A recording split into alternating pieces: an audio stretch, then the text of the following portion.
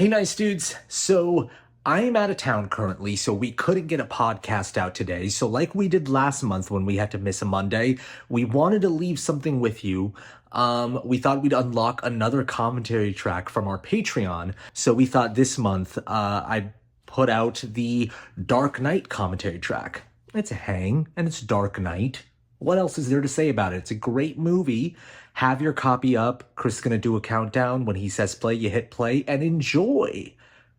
Ta-ta and stay nice. What's up, nice dudes? I'm Altaf. And I'm Chris. And this is another nice dude commentary track, watching Dark Knight. Yeah, this is we didn't even need to introduce this movie, right? You guys know what's up. This is the Dark fucking Night.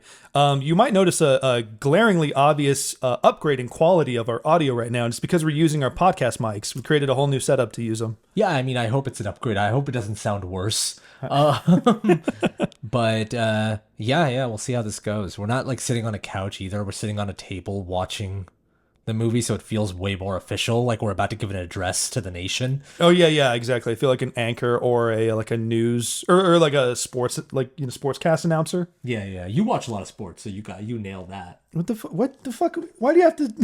Why do you gotta do that to me? No, I also don't watch any sports. You just like you don't watch sports. You wouldn't get that they sit around with mics. Idiot. Like, why'd you have to do that? All right. Make sure you guys have your copy in front of you. We're watching this on HBO Max, so you can watch it there. Chris is going to do a countdown. When he says play, you hit play. Also, just a heads up, the placement on the timeline we're at, we hit play, then there was like a little penguin ad. So you might get the same thing if you're watching this on Max. We paused it right after the penguin ad. So just pause this if you have to get to that place, then I'll count down. And obviously, for those who don't have the HBO Max, ignore us, Yeah. All right, folks, get ready. 3, 2, 1, play. Also, oh God, what is that whoosh sound? Yeah, I got know. you immediately. The music goes hard so quickly. Did you notice that in the Batman Begins commentary track, I accidentally uploaded like the raw file and not an edited file? No. So it's fine because it cuts when it needs to, but right when it starts, you can hear me go, Batman Begins commentary track, sound rolling or something like that. But then it starts like normal. Yeah, man. So, we were talking earlier how you and I both hadn't seen Batman Begins in theaters. Yeah. But we both saw Dark Knight in theaters. Mm-hmm. Do you remember anything about that experience? Oh, yeah. Yeah, I remember I was like waiting in a block of people outside. Like they're organizing different showings because there's so many people outside the theater. Back when you had to like actually wait in a line and everything. Yeah. And yeah, this movie was like crazy anticipated. I remember I rewatched the trailer on YouTube again and again. Oh my God, I watched the trailer so much. And people did like parodies of the trailer too. Yeah, I mean, you haven't seen Heat, but the most common thing that people say is this opening is such a big homage to Heat. Sure. I just love what they do overall with Joker's henchmen too, because they feel so much like them, but they still feel gritty. Like the way they kind of have those like East Coast accents, like, that one less paycheck to share, right, boss? They still have that same way of talking like the cartoons. This was the iconic shot that we first saw in the trailers and everything. Yeah, just him holding the mask at the side of the street. Oh yeah. And like that motherfucker shot that too. That those are real stuntmen. It really does look like such a different like look for Gotham though compared to the last movie with that orange hue or that beige hue. Yeah. I mean, yeah, and by the time we get to Dark Knight Rises, it's like obviously New York City. Yeah. I love this bit. It's very like Usual Suspects of like all the henchmen not really knowing anything about their boss and they're kind of discussing amongst themselves while they're working.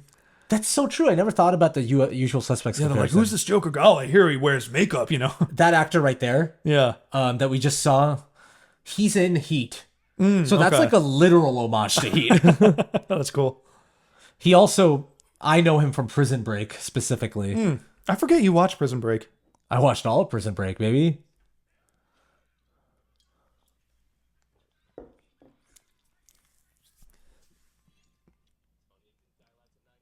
So I think the elephant in the room is that This is a movie that's been talked about to death. This movie invented the term film bro, I feel like. Yeah, that wouldn't exist if it wasn't for this movie.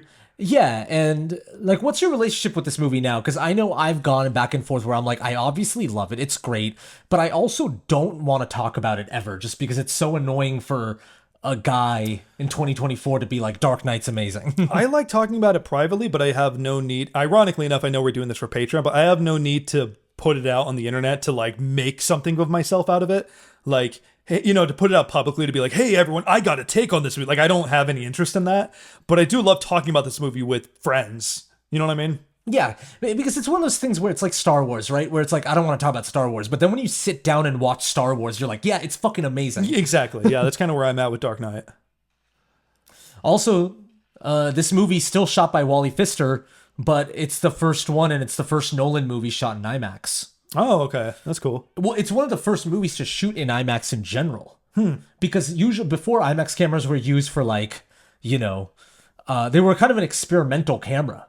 Yeah. Where they were like, Nat Geo will use them and shit like that. Okay. But Nolan himself reached out to IMAX and wanted to try something. And later on, when we get that truck flip shot, that was like a revolutionary moment in cinema. Yeah. In terms of what you could do with an IMAX camera. Yeah, we'll get to that part, but that part's fucking mind-blowing.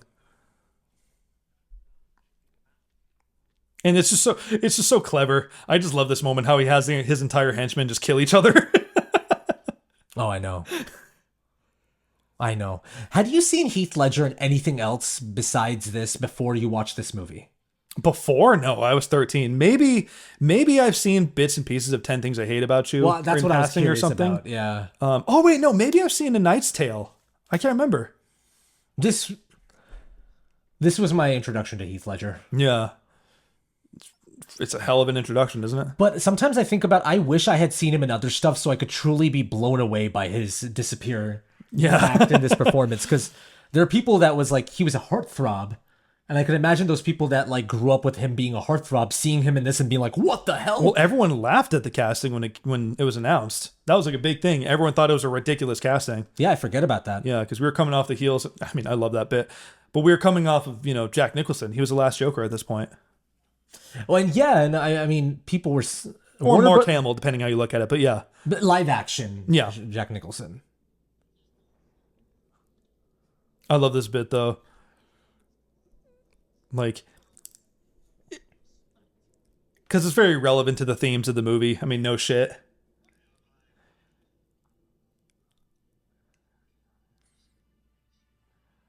Woo! It's like, even this performance is so attached to like Hollywood Boulevard jokers now. Yeah. It's even hard for me to separate this performance from the parodies of this performance. Yeah, it's that's become so true. that iconic where it's like hard to even separate the two. Yeah.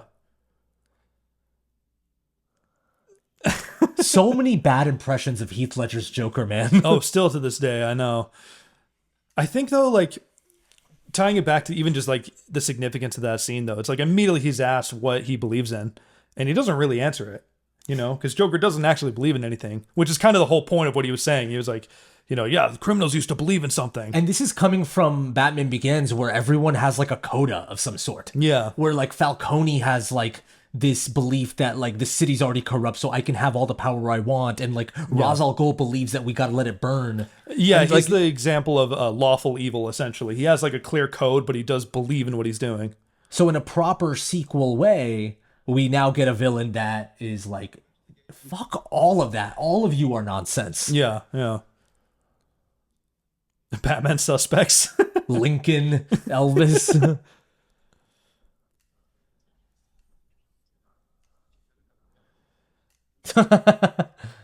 Yeah, this script is airtight. Everything pays off. Like, even the first question they ask him is like, hey, you seen your wife still?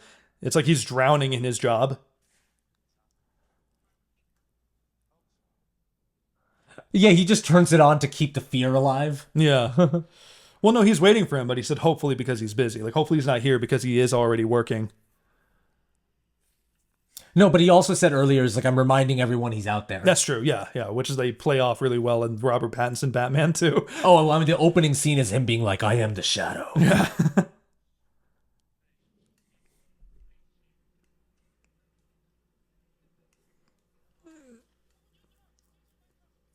I love that Scarecrow is sprinkled in all three movies. Yeah, Like he's a drug dealer now. it's a nice character thing, but it's also Nolan clearly being like, I like Cillian Murphy. Yeah, So I yeah. want to put him in all of it.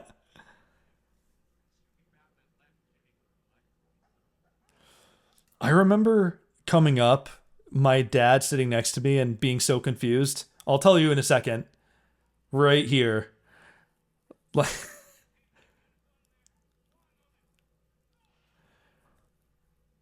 like my dad was like, "What? That's not very like." This seems like off kilter. Yeah. Then especially right there, it's like Batman has a gun. But I love that it builds off of the very thing that they touched on at the very end of the first movie is escalation. That people are in masks, like people, like Batman has like an influence that people are trying to be like him, thinking they can do what he does. Yeah, once you put a guy with a cape and a scowl out there, we're gonna get more circus freaks Yeah, and more copycats. exactly. It makes his entrance so much more special too. And how I remember how happy I was to see the Batmobile again, and seeing it do more cool shit. Batman Begins is Sorry, right here. Oh god. And then that's when Scarecrow gets super psyched. Yeah, Scarecrow is all of us in the audience being Yeah, like, fuck exactly. yeah.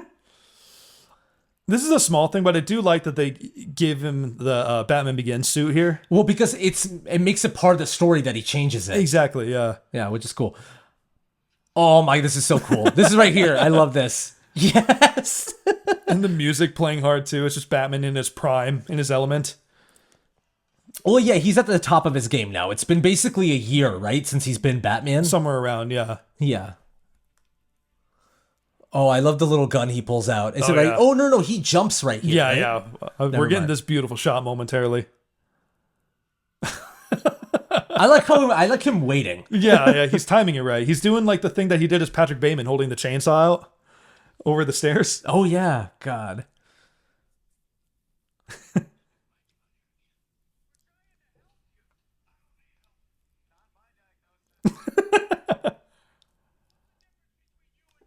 I'm not wearing hockey pads.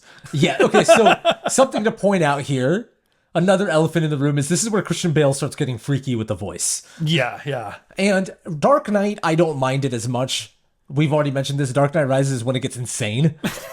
But even Dark Knight, it's like, okay, you're edging it, buddy. I get it, you're having fun. Yeah, it's, you're pushing it a little bit. You're getting a little brave. Dark Knight Rises, I actually think it's like you need subtitles at certain points. Like, Oh yeah, 100%. oh, I like just him showing up at the safe, man. Like, it's so cool.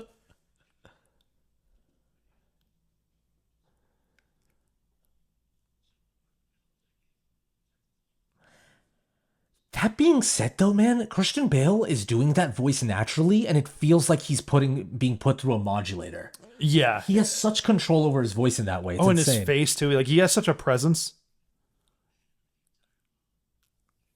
Words he will live to regret. Him just kind of casually putting Joker to the side. Like, yeah, we can wait on him. I know. Really underestimated him as a threat. Aww. I like how his bed is not even messed with. Like, he never even laid there. Yeah, he clearly didn't even sleep there. And Alfred kind of knew. He was like, okay, this is like a lucky shot. He's not going to be there, though. Okay, another great thing that this movie does is gets rid of, like, the Batcave and finds, like, a cooler new venue. Yeah. But yeah. but it also feels like, okay, this has become, like, a blue-collar job for Batman now. There's Yeah. no, like, glossiness to it. He's like, he comes to work, he gets it done. There's nothing fancy about this besides the white lights. Yeah, there's no personal decor. Because if, like, Tony Stark would have done something really sassy with it underneath. But this is, like, all, like, gray cement. The Batmobile's just there. Yeah. Like, there's nothing fancy about it because this is just his job now. It's very cold. Yeah. You could tell Nolan kind of wanted this in the first one, but he was probably told by Warner Brothers to be like, okay, if we're doing Batman Begins, you gotta have the Batcave. Like, Yeah. But it feels like an effective, like, sequel decision. Exactly. It leads nicely into it.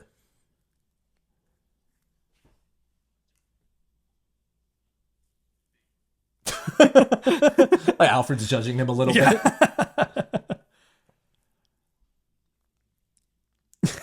Why don't you hire your copycats so you can take the weekend off?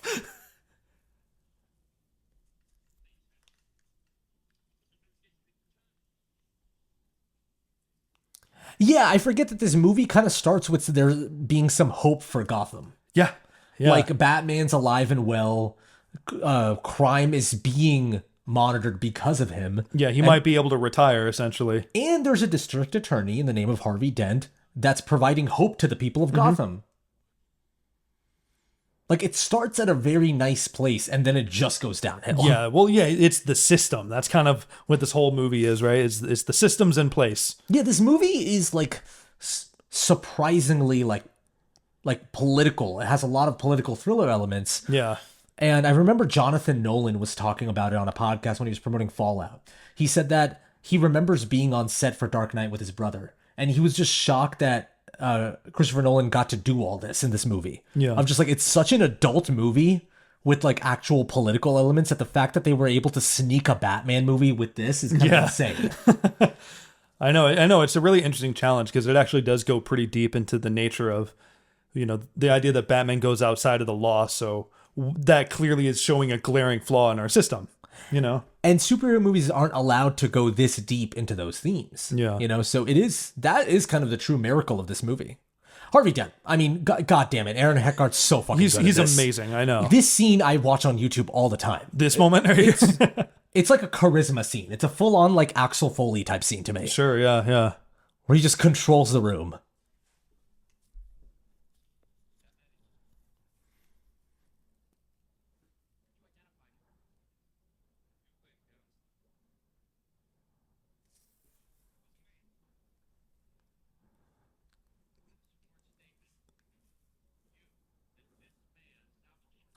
Salvatore Maroni comes back in the third one, right? I think so. Yeah. I want to say Maroni gets like executed in the ice, like, exile, when they go across the ice and fall. I do. I love that he just punches him. And he just takes his gun apart immediately.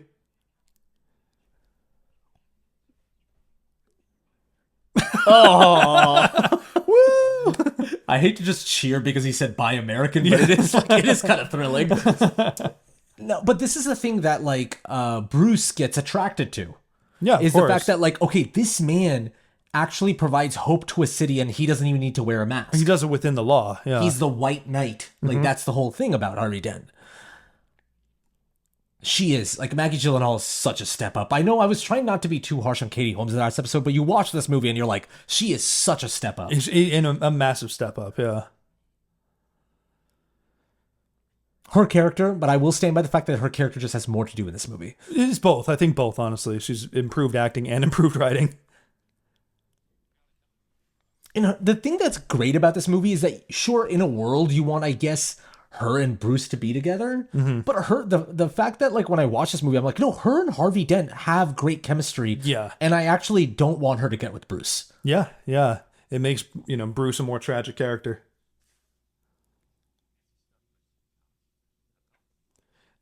See, I love this bit too.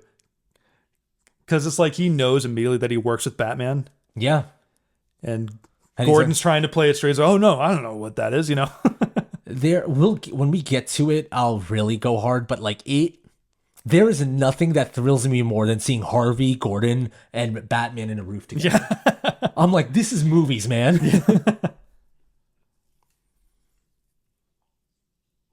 This is Gary Oldman in this movie is my favorite. In all three of the Batman movies, I think his performance is the best in this one. Yeah. He's great in all I was three. just say he's pretty fucking fantastic in Dark Knight Rises too. But I love him in this. Yeah. Maybe I'm like mixing it in with the fact that I think Gordon is fucking great in this. Sure. They give great shit for Gordon to do. Yeah, the third one's more of Gordon dealing with the guilt, of what happened in this movie. Which Gary Oldman kills, Yeah. for sure, yeah. He's great in all three movies. Why am I ranking them?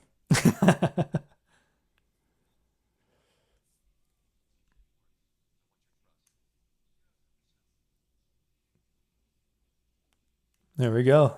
That's what he called him it. them? Were they? Is that a silent jab at Kevin Feige and his goons? Like MCU. Oh, by the way, just a friendly heads up, Altaf. When you turn your head around, there is a mic right here, and so it's harder to hear when it's this way. This one's more sensitive. My bad. No, it's okay. It's easier for it to sound far away on this one. No. Oh, this fucking guy.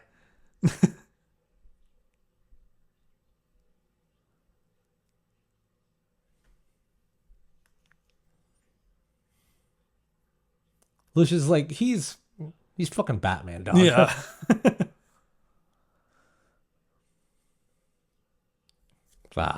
Okay, see? Now I think he's a stinker. Fuck off. Like,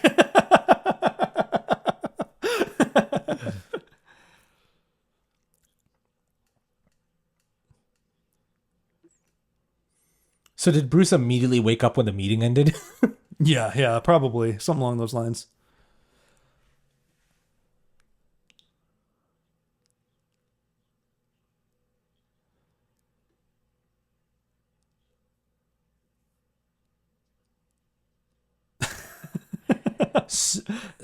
Something about Nolan that you probably knew is that he's a person that like was super inspired by the James Bond movies, and he's always wanted to make a James Bond movie.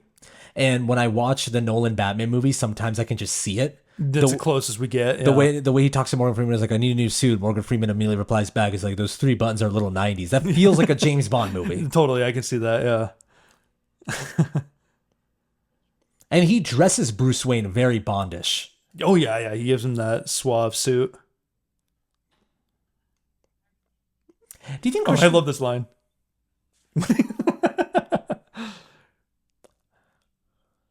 And this dialogue scene's iconic, isn't it? We're gonna get the line coming up. Yeah. I own the place. That's my favorite. His power moves all the time. I like how this woman is just some random blonde girl. Yeah, he always has one.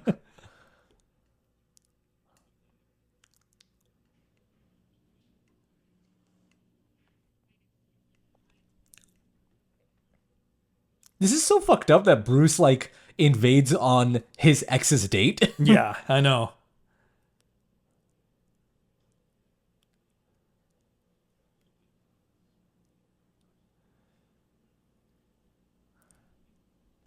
Bruce is like, this guy knows what he's talking about. Yeah, he really respects him.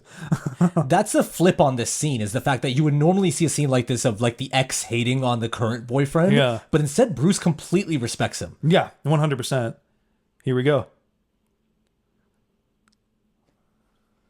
Woo! People still say this shit in comment sections to this day. I'm just like, it's water to me now. I know. It's an amazing, impactful line. I just can't be affected by it emotionally just because I've heard it so many times. Fair enough, yeah. But not to discredit it, it's honestly like kind of highlighting the fact of how huge this line became. Yeah. It just became part of culture. I think Christopher Nolan said in some interview that I think his brother came up with this line, not him. Or one of the writers came up with it. And Nolan said he's always hated that. He's like, the one line that everyone quotes I didn't come up with. Oh, here. Okay, I mean, this is the fucking shit. We're gonna say this like every 10 minutes, but come on. This is a big this is a definition of a YouTube scene. Yeah. I've watched this so many times on YouTube. This scene.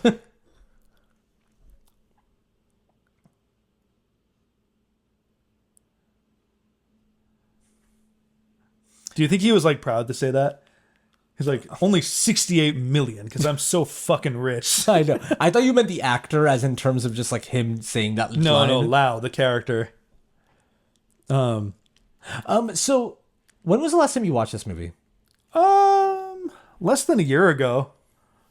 Yeah, same. Probably like somewhere around 6 months ago, or probably more than that. But I watched this movie last year, but it was because of the fact that I was kind of in a uncharacteristic way. I was kind of looking down on it. I'm like, is it even that great? People have overblown this movie to like ungodly proportions. You do that sometimes when movies really are generally loved a lot, like hard. You do get kind of you get like a contrarian urge.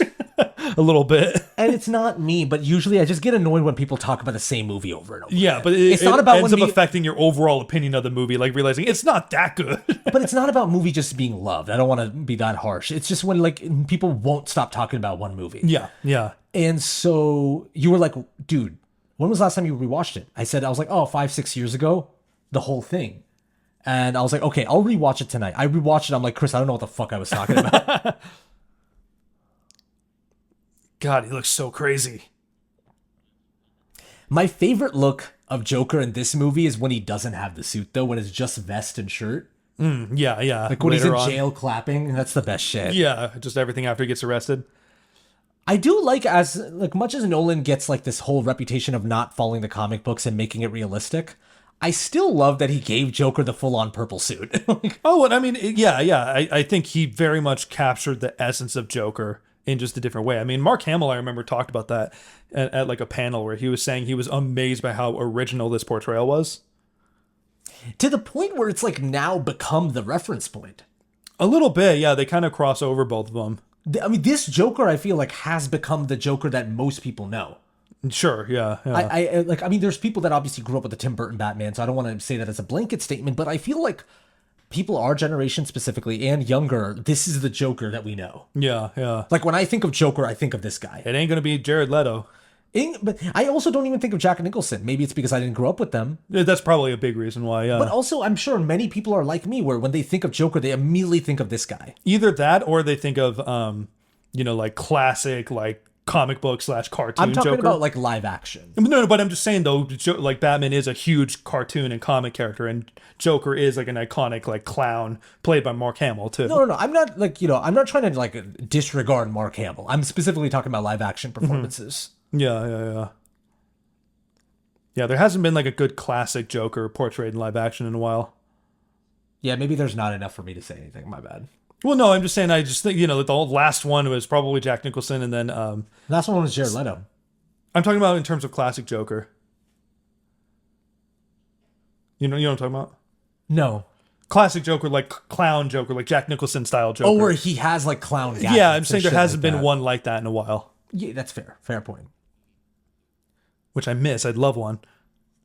Yeah. Make Joker a little more goofy. Make him a clown, you know?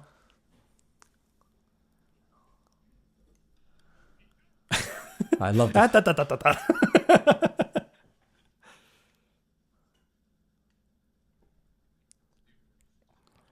Yeah. I love that. You love that. Yeah, I mean, yeah. I have so many fond memories of seeing this in theaters and like our audience is laughing at everything Joker did. I mean, it felt like after every scene he was in, people would like erupt in applause. Yeah. I saw this with a friend of mine, and it was just like one of our favorite theater experiences ever. Yeah. Me and him walked out. We had that feeling of being supercharged after seeing a movie in theaters. Yeah. You know what I mean? Oh, yeah. We missed the whole disappearing act pencil thing. We talked over it, but that was a great one. Yeah, of course. Yeah, we all know it. It's great. Yes! Harvey Dent Batman. Oh, Gordon comes in, dude. Like, there's a 360 shot. Look at that shit. Oh my god, dude. It's so sexy. Them all, like, talking about shit that's happening in Gotham. The tension's all there. Batman still hasn't changed suits, by the way. He still has the Batman Begins suit. Morgan Freeman's working on it. He's working on it. It's just cool.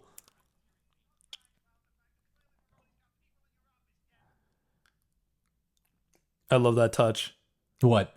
When he says that, that Maroni's got people in your office, because they're planting all these seeds of how corrupt everything is.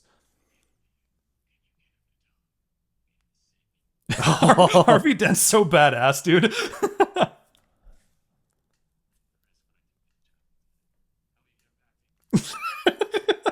You get used to that. Oh, he does He that. does That's that, what yeah. it was. Yeah.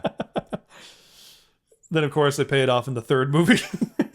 So that's what it feels like. Yeah, exactly.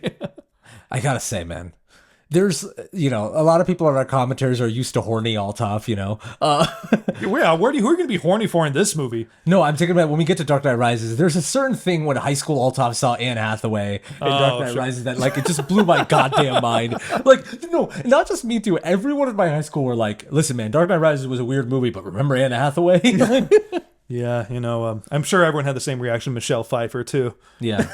I mean, yeah. Tim Burton was horny for that one. Like, have you seen He's just straight up licking Batman's suit in that movie? I know. I love how a lot of Tim Burton's movies are like, you will know the type of girl I'm into. Yeah, I know, right? It's so fucking true. Okay, I gotta watch this part. This part's so cool when you're getting all the new pieces.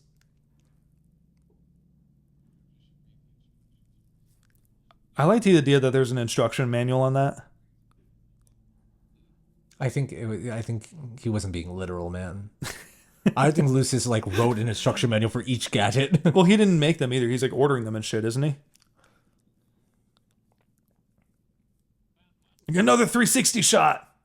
Well, okay, so you mentioned like in the last movie commentary how like there was a certain interaction between two characters where the camera was still moving. And I mentioned in Dark Knight, the camera is moving constantly no matter what type of scene it is. It is never still. Yeah. It's kind of like it makes the movie feel so propulsive. Yeah, it feels like we're watching just it sounds really basic and kind of nothing, but like we're watching things just unfold one after the other like dominoes or something. Yeah. Oh, totally. Oh, I love this scene right here. We're gonna say that a lot. Obviously, get used to it. I'm sure you guys love it too. This look of Michael Caine matches our bit of Alfred hosting Love Island. Which, if you haven't listened to our Batman Begins commentary, listen to it. You'll know what we're talking about. Yeah. But this is what we imagine of Alfred just having a little like straw hat. Not a straw hat. He's just wearing a fedora. This is so James Bond. Yeah, of course. I know, swimming over to a plane. With a boat full of ladies.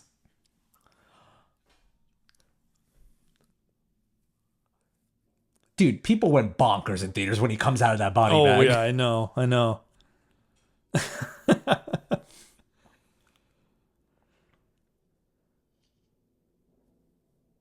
Yeah, but me and my friend, when we walked out of Dark Knight in theaters when we were kids, we acted like this movie was Lawrence of Arabia. Oh, I mean, it kind of was. You know what I'm saying? Oh, I mean, come on. It's a different story each time. I know. But dude, as a kid, that blew my mind. I know. It's like like that scene on This Is the End when Jason Segel's talking about the episode of How I Met Your Mother to Kevin Hart. And Kevin Hart's just like, because you ate it. Yeah, he's like all excited about the bit. That's kind of how I get about this. I just like now like everyone knows all these stories about Dark Knight. We know everything. But like just to put yourself in those shoes of watching it back in the day, it was like that. It was like insane. Well, and it's like genius because it takes the essence of what Killing Joke was and made it original, but it still had like the energy that Killing Joke gave. Describe the essence of Killing Joke. Because Killing Joke is like an exploration of the psyche of Joker and Batman and how they're not really that far apart, that they're both kind of crazy in their own ways. And Joker literally says in it, like, if I had a backstory, I would prefer it to be multiple choice. Yeah, okay. And so literally like this him having inconsistent backstories is very much a nod to Killing Joke.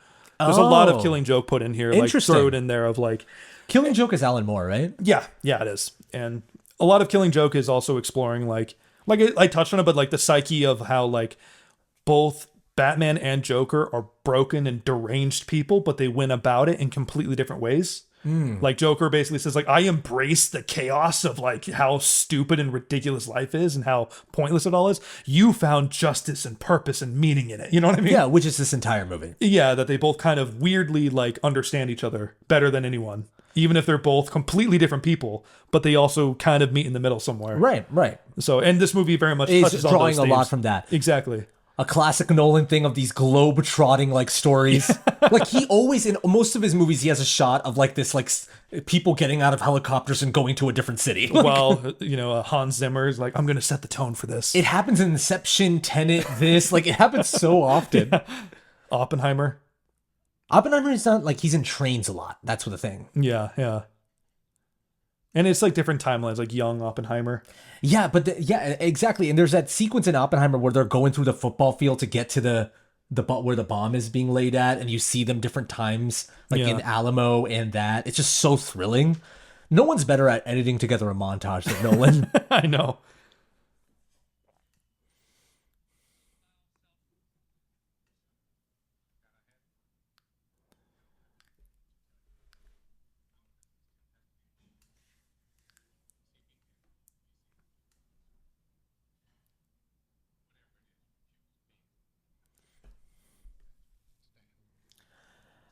You know, I feel like people don't really mention how fucking amazing Morgan Freeman is in these movies. Yeah, yeah. Because I mentioned it a lot in Batman Begins, but he's basically Bruce's other Alfred, right? Sure, yeah. Oh, Like, yeah, yeah. but I don't know how to even describe why his performance works so well. But it's Yeah. just like it's in the Alfred way. It's comforting, but also there's a little bit more of like this edge to Lucis, right? Yeah, yeah. Where he can like tackle the business side of Wayne Enterprises and tackle the practical sides of what Batman is better than what probably Alfred can do. So it's a clear distinction. Yeah, they both are different. They both bring something different to the table. And then Alfred gets into the deep psyche of Bruce. Yeah, exactly. Well, and he emotionally takes care of Bruce. Yeah. That's his biggest thing, you know? He's basically Bruce's mom. Yeah. Totally. Oh man, Christian Bale always has this like kind of shit-eating smirk, I would call it. He always has this tiny smirk on his face. Yeah, it's pretty perfect for Bruce Wayne. Wait, is Batman gonna be on this tower? Is this the shot? Yeah, we're getting it in the new suit I love this. I love this shot so much. right there. He doesn't have the cape Oh, yet. he doesn't have the suit yet. Well, Never he has the mind. suit, but he doesn't have the cape. Okay. He's going to sprawl out the cape momentarily. Make no mistake, we're going to get it. Wait, this is the scene okay, I know this Yeah. scene. I just remembered what the scene is and I'm so excited. Putting the cowl on. Okay, so I watched Flash recently and I saw Michael Keaton as Batman again in the Flash movie, right? Yeah. Now, Flash movie is a pile of dog shit, but Michael Keaton as Batman is still really good, and that suit is still fucking amazing. I love the Christian Bale suit, and for a while I thought that was my favorite. But seeing the Michael Keaton Batman suit in action again, I'm like, there really hasn't been anything better than this in terms of how it pops. Like, I like what Nolan did with the all-black suit, but I do kind of miss the yellow. What about like the Batman Begins with the yellow belt? You're telling me yellow in the logo? Yeah, Gotcha. a little bit. I don't mind the Dark Knight suit. I think it's perfect for the Dark Knight. Like the Michael Keaton suit would not work in this movie. You know what I'm saying? Yeah, no, totally. It But fits, Michael Keaton's suit is pretty fucking phenomenal, it of course. fits the movie. Yeah. I mean, this is just great stuff coming up, you know? I can't even describe it. Yeah. It's I mean, come on, here we go. let's we go. fucking go. Here we go. This is even the best part. Yeah, Oh my sprawling the God. wings. Are you kidding me? God, dude. It's like close to the feeling that Raimi's Spider-Man gives me when I see Batman flying with the cape in Dark Knight. It's Yeah, like- yeah. I just love like that. This is exactly what Joker predicted. I know we've been talking over the dialogue, but I'm keeping up with the story because we've seen this movie so many times. But how Joker literally said, like, Batman has no jurisdiction. He will find him and make him squeal. And then imagine that Batman went all the way to fucking like China to get you. And is kidnapping a man. No, it's very true. When you really zoom out and think about what Batman's doing here, it's really fucked up. Yeah. He's just straight up kidnapping a man, crashing through his window. And then dumping him on the front door of the police station. And I'm like, I hate to be that fucking guy, that film bro, but yeah, Joker's right. You know what I mean? When it comes to like how far you can stretch your ethics to make yourself seem like you're different than me. Yeah. You know what I mean? Yeah, exactly. Like that. When he says, yeah, this whole system, it's a bad joke or whatever he says, yeah, there's truth in it. Don't talk like them. You're not. Yeah, exactly. By the way, when we get to the interrogation scene, you and I should just go get some water or something. Like we shouldn't even talk. Just shut the fuck up as soon as the interrogation scene starts. Would it be like bad if during the interrogation scene we talked about something completely different? Like I just went on a huge Adam Sandler rant or something like that. Yeah, no. We'll touch on the interrogation scene depending on how we feel. You know, we'll see. Oh my god, dude! Right here, here's a little look that he's gonna give in a second. The plane's coming. So when Yeah. I watched Dark Knight again after 6 years last year, I remember texting you. I was like, he hooks himself on a plane, And then gets Oh my yanked God. away. And then that one guy's head tilts. And, oh, okay, all right. Dude, amazing. Like fucking amazing. What a lights out scene. Like that is just clear the floor. I know. Fucking hell yeah. Like my heart's racing.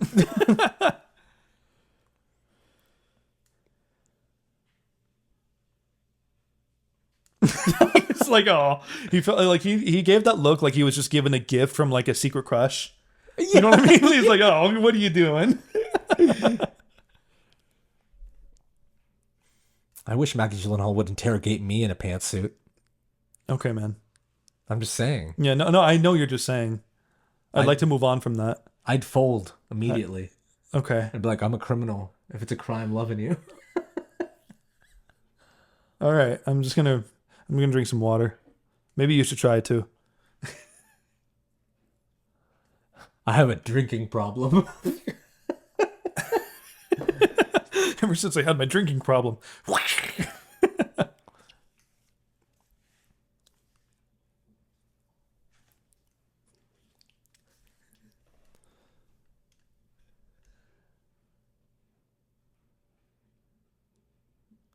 What? My name's Gordon. Okay. Thank you for That's like a Leslie Nielsen joke. thank you for laughing at that. I could just imagine Leslie Nielsen be like, my name's Gordon. Or don't call me Rico.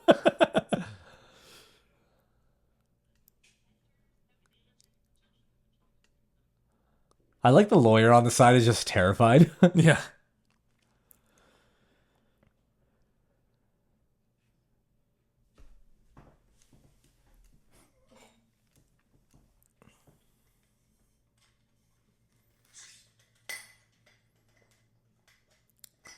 Again, I gotta stress that this type of scene where it has no mention of Batman in it, Yeah. it is just like a criminal interrogation between a fraud.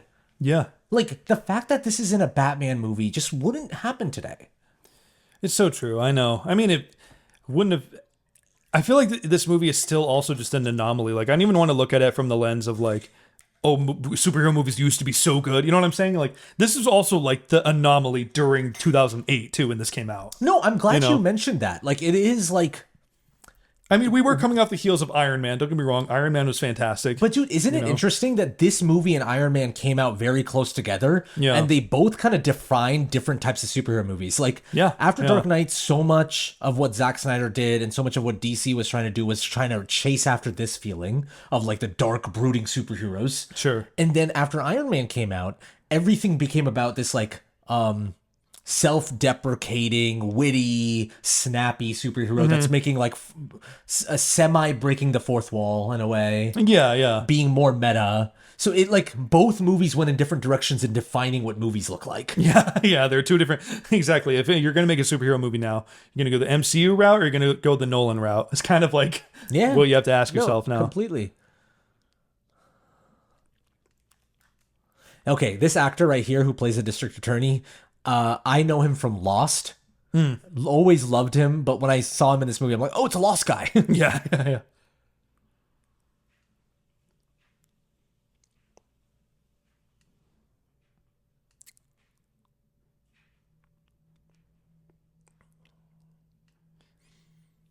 Oh, we're getting a moment coming up. I don't know if you remember. Oh no, of course I Okay, remember. okay, cool. Batman Begins was the one where I didn't remember a lot of scenes because I hadn't seen that movie in a while. Sure, this one we both know pretty front to back. We both watched it very recently too. Yeah.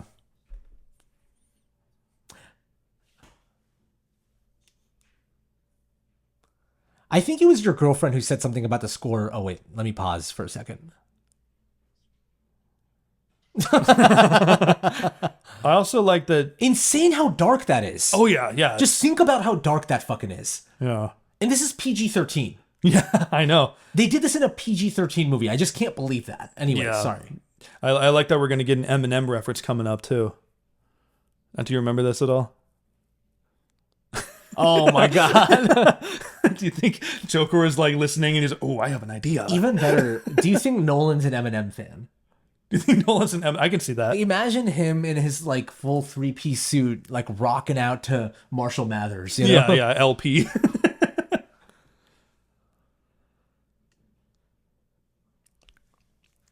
Also, I will say, I don't think they would show that on the news. Yeah.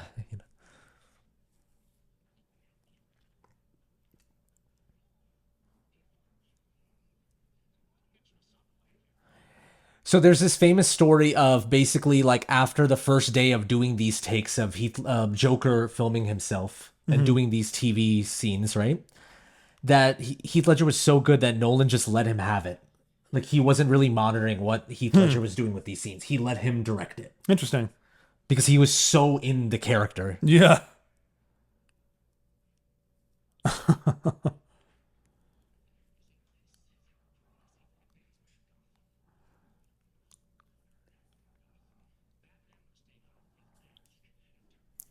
It's so interesting because Joker just obviously gets off and giving Batman these like ethical or moral ultimatums, Yeah. you know, and they just escalate each time. Obviously, I don't know. I always thought it was just fascinating the way he was able to just.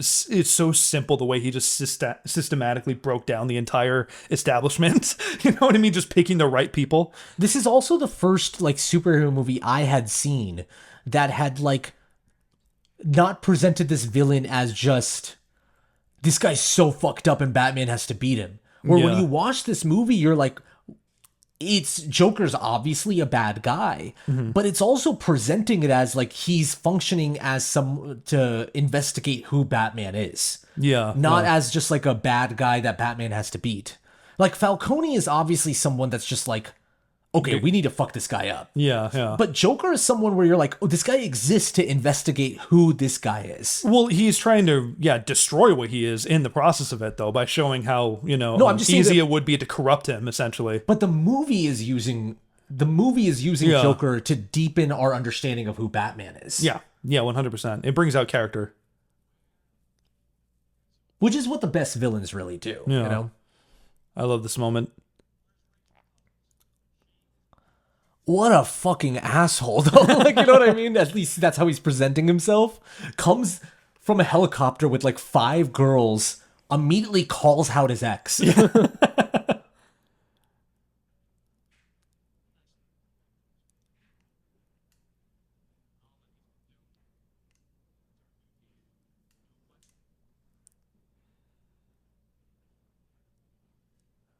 Bruce is trying to be like, I'm the rich guy that's going to throw money at Harvey Dent. Yeah, exactly.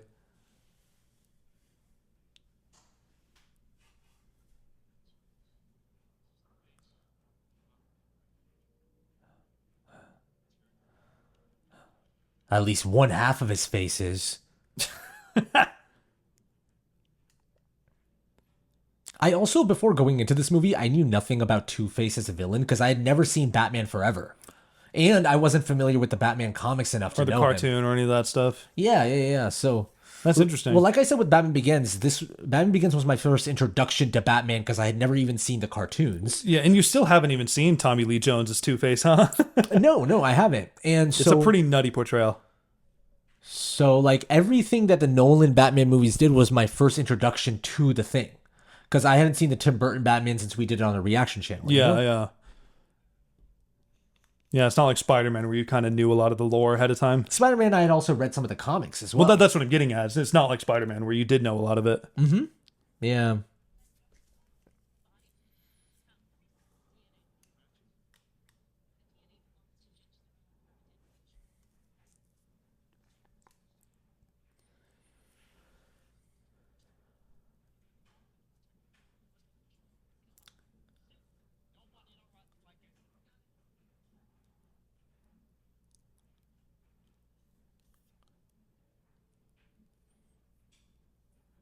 I feel like it's through these Batman movies where Nolan and Hans Zimmer basically defined what every Christopher Nolan movie would sound like for the next 10 years. I know, right? That's so true. Even now that like Nolan's working with Ludwig Göransson, his new like go-to composer with Tenet and Oppenheimer. Yeah. He doesn't work with Hans Zimmer anymore, but still it's the Batman movies that basically started the what becomes the Nolan score. The language, essentially, yeah. Yeah. Not to say that all the scores are the same, but they all are kind of iterating off of each other in a way. Yeah. Have you listened to the Interstellar score ever? I've heard it. I haven't like listened to it, but I have heard it, yeah. To me, that's like my favorite Hans Zimmer score. Okay, That he's okay. done for Nolan, at least. Okay, yeah. That's Remember cool. how Hans Zimmer also did fucking Lion King? And Gladiator. Yeah, crazy. We've had many shock like surprises from Hans Zimmer being in the credits of something. Like, so Hans true. Zimmer? Like, what the fuck? What's he doing here? Oh, fuck, I remember this. Yeah, yeah. Were they... He gets poisoned, right? That's the thing? Yeah, he's targeting these people.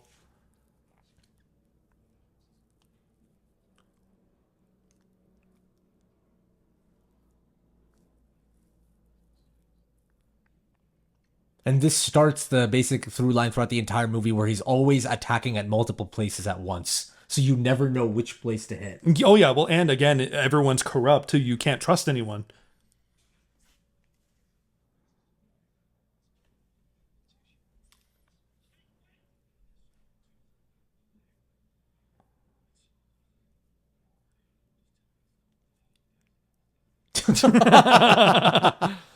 Yeah, I do love Rachel be like, what the fuck, man? Why are you knocking him out?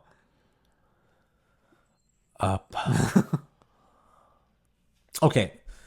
So Joker, I mean, he is the ultimate stinker, right? Like, all right, from our bit, like it is he too obvious of a stinker? Yeah, it's like, yeah, he's not, the stinker needs to be more subtle. He Yeah, needs to be in the Joker's a middle little somewhere. too on the nose with the stinker. I mean, Joker's as ass on the nose as it gets with stinkers. Okay. Oh my god.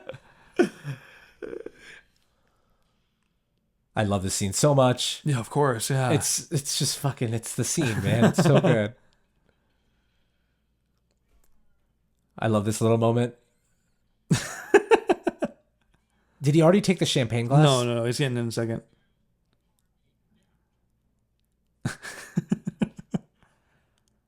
I like how the camera feels so chaotic and handheld. Yeah. See right there, yeah. That's Yeah. Because it's trying to keep up with the Joker in a way.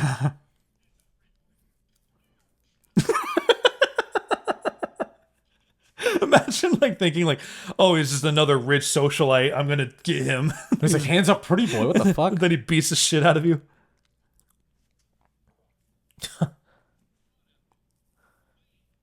Like, oh, thank God, a panic room. Yeah.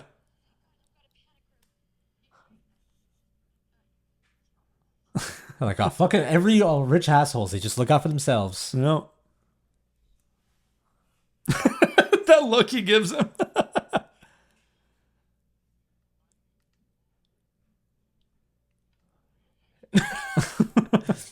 The thing that obviously works about all the stories is they are all equally believable because they're so traumatic. Like every story that he says feels so traumatic. But they're different like ways of looking at Joker. Like the first story he tells about his father cutting his face, it makes Yeah. you feel bad for him. This one makes him look like he was already crazy. About him like putting Cutting a his own permanent face. smile because his wife was sad or something like that. Well, his wife was scarred. And Yeah, so he that's wanted what it to was. see her smile again and prove that he doesn't mind the scar, so he cuts his own face.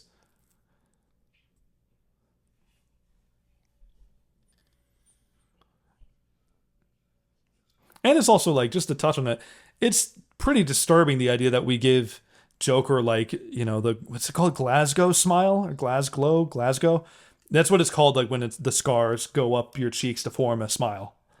Like the Black Dahlia murderer had that. Oh, I didn't know that. Yeah. Or not murderer, but murder victim, you know.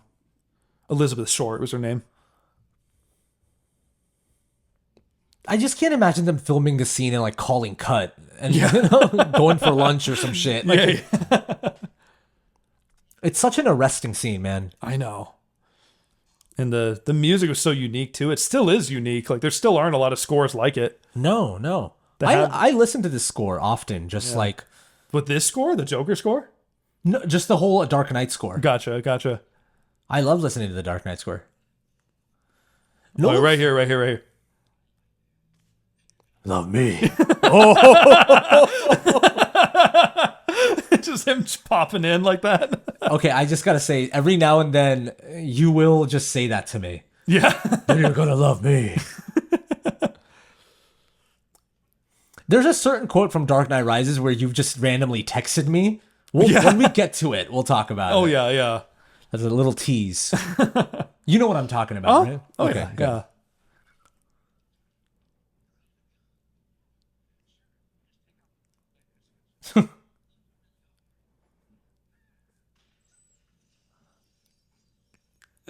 Right here coming up.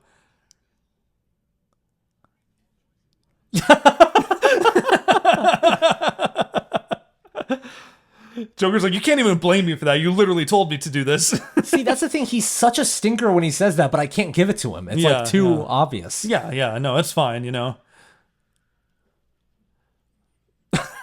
Like we get just one little insert shot of a guy just drinking coffee.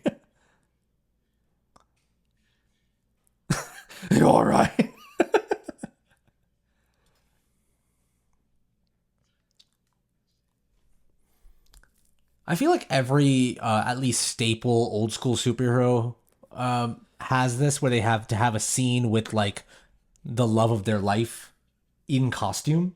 Like Spider-Man has to swing with MJ. You know, Superman has to fly with Lois Lane. Sure, And so I yeah. felt like they did that with Batman here too. You know what I mean? With Yeah, yeah. Rachel. You see like a little moment.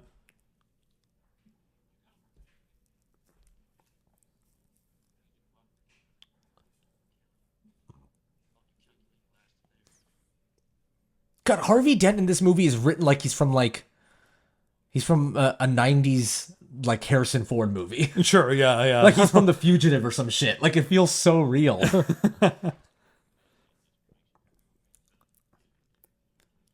I do like how in both this movie and Dark Knight Rises, Alfred kind of is like going over the UFC highlights of the villain. Oh yeah, yeah. It's my He goes to the psychology. Yeah. He's like pulling up their footage, like, oh look how he fights. Look, he does this and that. Listen, Alfred's an old man, and obviously Bruce is not home often, so he has kind of nothing else to do. Yeah, yeah, of course. He's giving UFC highlights of the villain.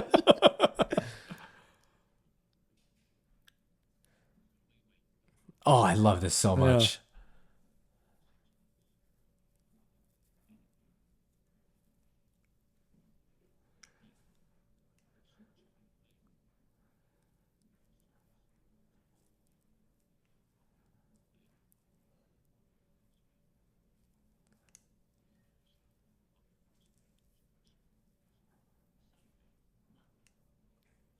This was in the teaser, this line. Yeah, it's great trailer stuff.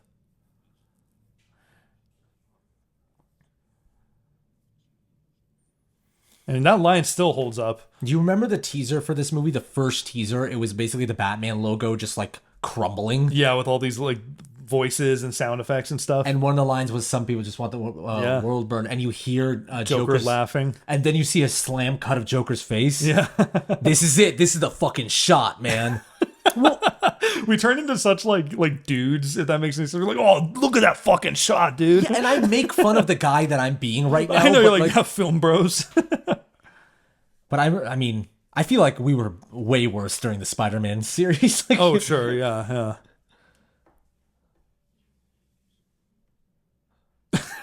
I like the idea. Like Batman's so dramatic. I know. He's like waiting in the dark. Like, oh yeah, oh, I'm gonna get him. I got an entrance. This is okay. The shit that I feel like the Matt Reeves Batman movies do really well, that this movie kind of touches at with this scene. Yeah. I love Batman when he's at crime scenes looking at documents. Yeah, yeah. Like it's like my favorite Batman. When he's being a detective. And I feel like the Matt Reeves Batman do a lot of that. He's always looking at documents at crime scenes with the yellow tape. Oh yeah, I mean, yeah, exactly.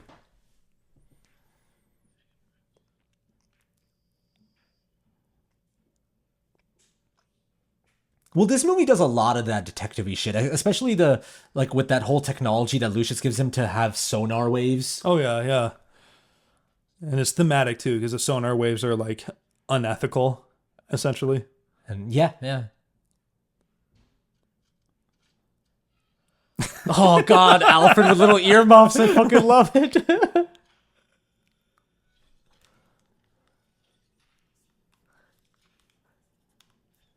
I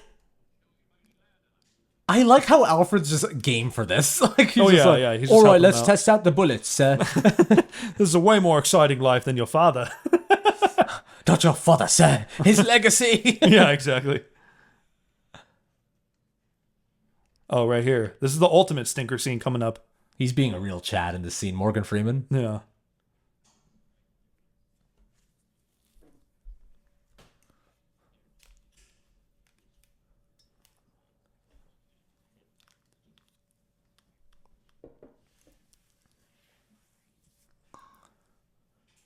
Here's the thing. This guy's not wrong to look into that kind of stuff. But also, like, as an audience member, you're like, dude, fuck off.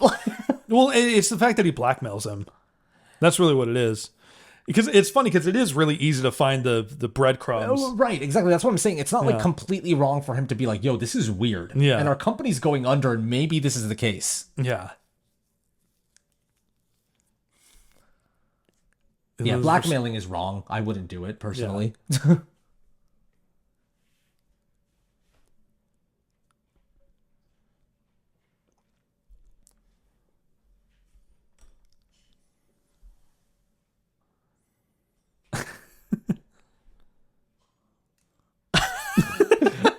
Real stinker energy. This is stinker energy right here. Right, I love it.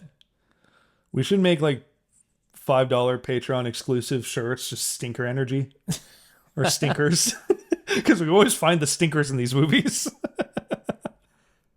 He's still got his stinker smile. I know, look at it. Oh, puts his little glasses on. He's like, all right, I'm going to get back to work. The ultimate stinker is Morpheus. Okay, yeah, I can see that. Which is where we coined the term in a Discord live stream when we were doing a watch along for Matrix. Yep. Which maybe some of our patrons didn't see, but that's like a solid year and a half ago or so. That's where you and I basically coined that phrasing. Yeah, yeah. Where we were like, Morpheus, such a stinker.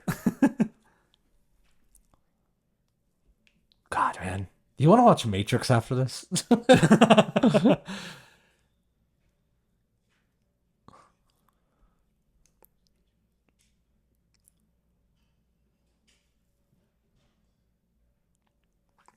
Yeah, this movie's all about like how far will Batman stretch his ethics. Yeah, 100%.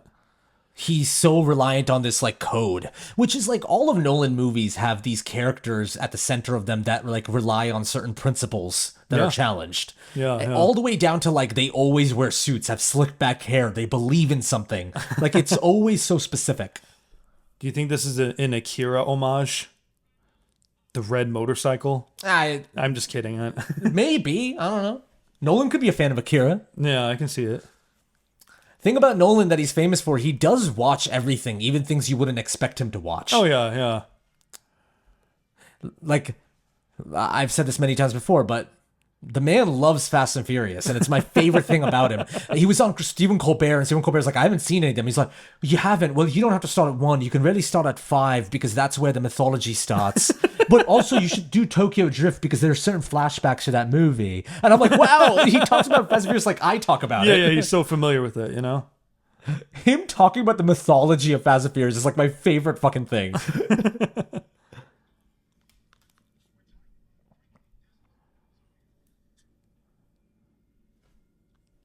Hey, I don't think I've ever asked you this. What's your favorite Nolan movie?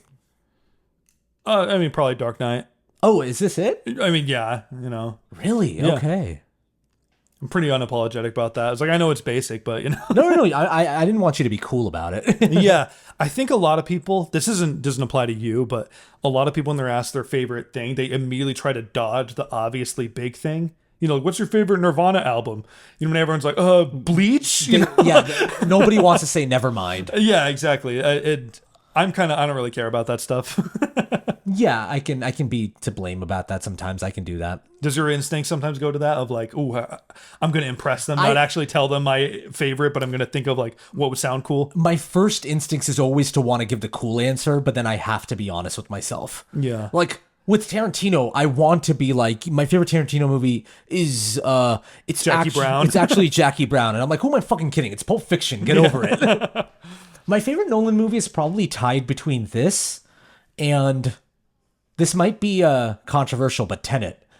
Okay, yeah, I know. I forget you love Tenet that much. I love Tenet, but I love both. Oh, David Dastmalchian. Yeah, great to see him. He was also in Oppenheimer. Yeah.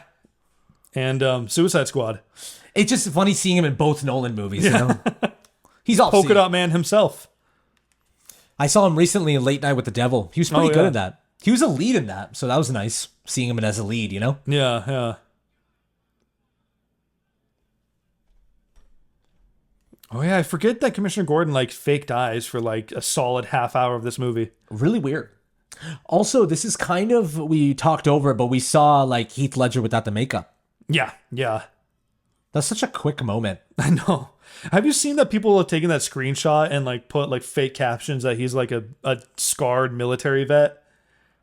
To be like 1 like equals 1 prayer, like one of those types of posts. So weird. I know. Dastmalchian immediately being creepy. He's an actor that just like when he comes in, he reeks of creepiness. Oh yeah, I know. That's why I love the way James Gunn used him in Suicide Squad, where it kind of subverts that to this guy that's just been hurt.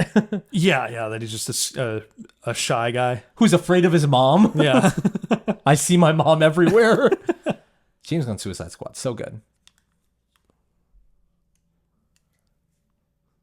Yeah, I mean, I straight up thought Gordon died. Oh yeah, yeah, we all did. I mean, I feel like if I watched this movie as an adult, I would have not bought it, because now seeing enough movies, you're like, okay, no body, no death. If we didn't really see it, Yeah, that's true. if they mysteriously just cut away, And it would be like really ballsy to kill off Gordon before he becomes Commissioner Gordon. Oh, I forget she just yells at Batman. Yeah. I like the image of like Batman kind of sulking. Like, no, I'm not coming out. I don't wanna. I know. They all have the light on. They're like, no, he's not gonna talk to us. And he's just there, like in his little suit.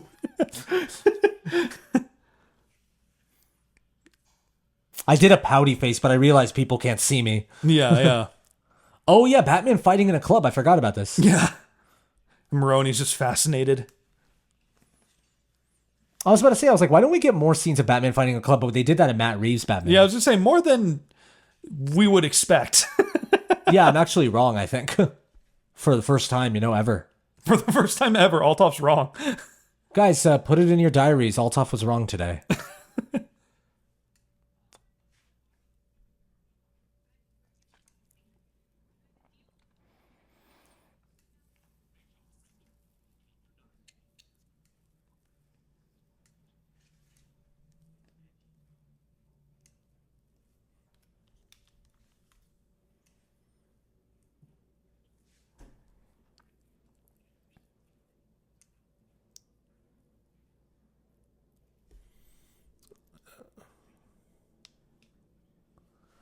No, we can trust Bruce. He is Batman.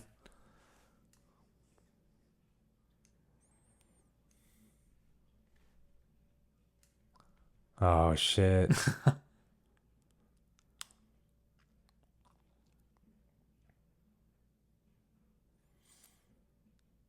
God, I fucking love that. In mid-interrogation. Oh,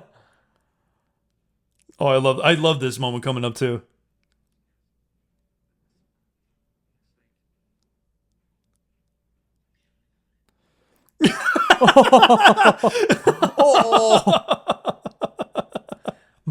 Despite it being cool, he like broke his legs. Yeah, yeah. It feels dirty. Oh yeah, yeah. You know? It's not like the first movie where you hung him upside down and scared him. This feels like, oh my God, he's getting like ruthless. He's Yeah. like getting unhinged. Both of them are. Him and Harvey Dent. Harvey Dent, yeah. Yeah. I mean, this movie's so much about like how easy it is for you to fold Yeah, to the for other you to be side. corrupted based on what's convenient to your own code, and you think you have a code and really you don't.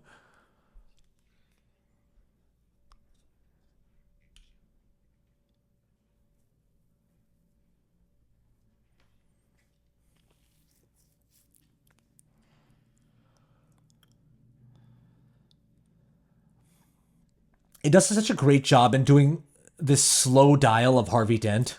Yeah. Like how he goes mad towards the end, Yeah, yeah. Well, he always had this edge to him. The You way know he what I just punches that guy in the witness booth, yeah. Yeah, and he can take his gun apart really quickly and still be sassy about it.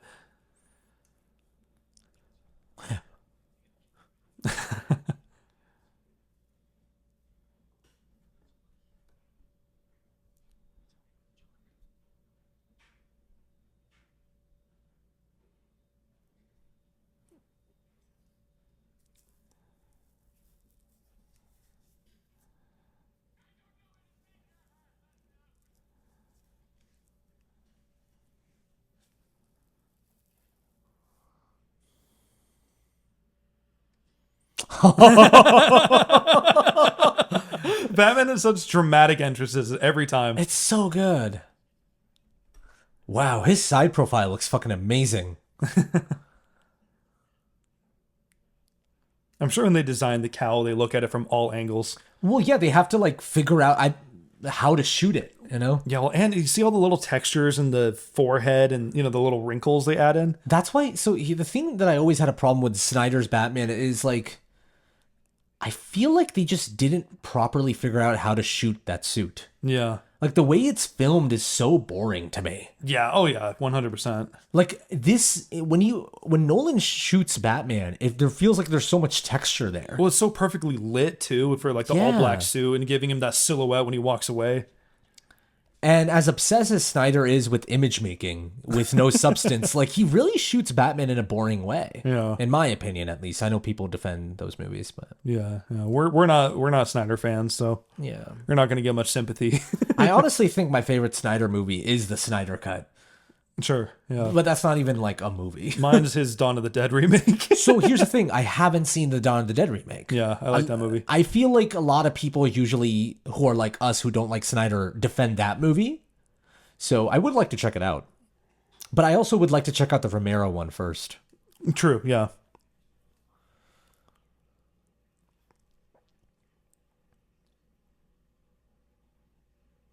You know, I had to take back what's my favorite Nolan movie. Oh, really? I love Tenet, but if I had to give it a tie with Dark Knight, it would probably be Oppenheimer. Okay. I've now seen Oppenheimer like 3 or 4 times that I can confidently say that like that's probably The like, movie's my favorite. amazing. So it's probably a tie between Oppenheimer and Dark Knight. Yeah, okay, fair enough.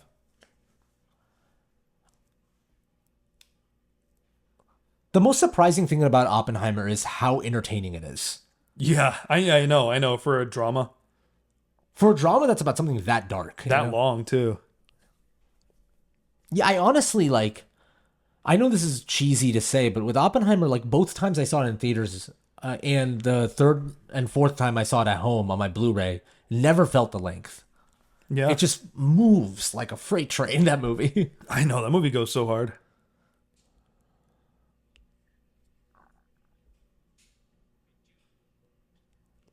Take it.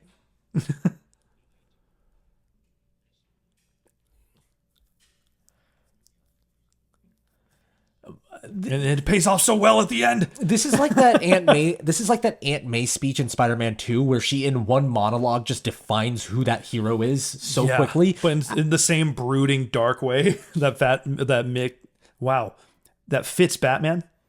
Yeah. Like Alfred does that, but in a brooding way. Exactly. Yeah. Yeah. Oh, I love Alfred. Trying to go for the stinker belt. Oh, yeah, I love this line right here coming up. I'm just gonna blame it all on you. I like how they're silhouetted too. It's so beautiful. Yeah.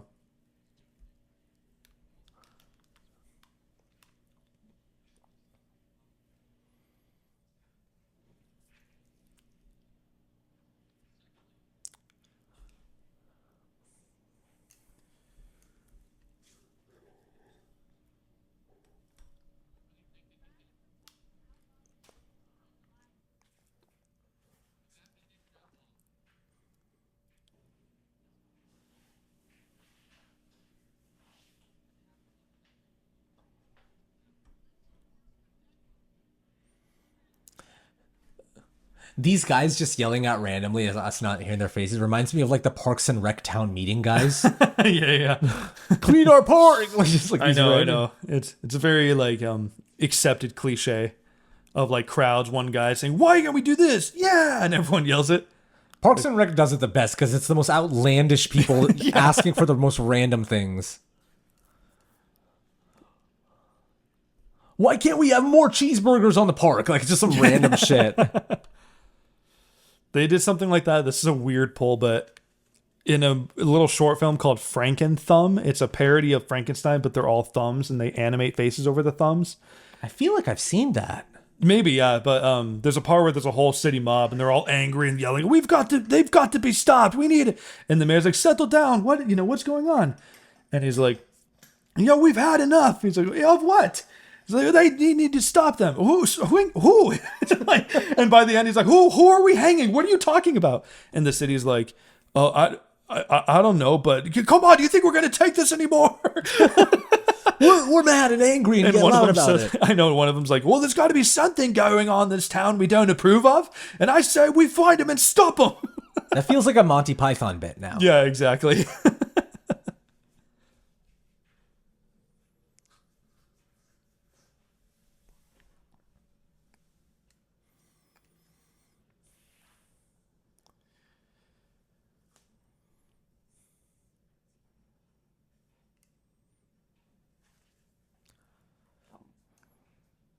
Oh, what the contents of that letter are heartbreaking, aren't they? Yeah. It's another thing that pays off very well in the third movie.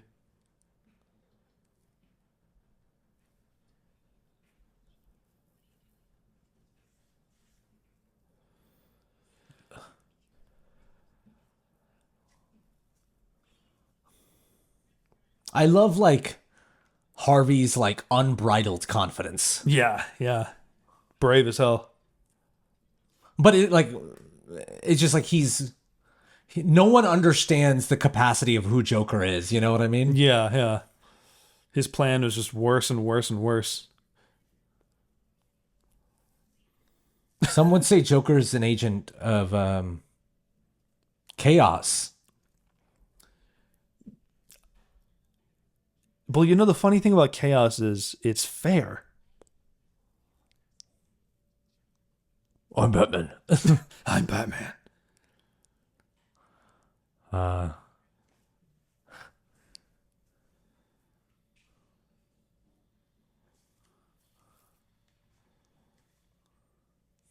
Oh, we're getting an incredible action scene coming up. No. No, we're not. No, this scene's very mid.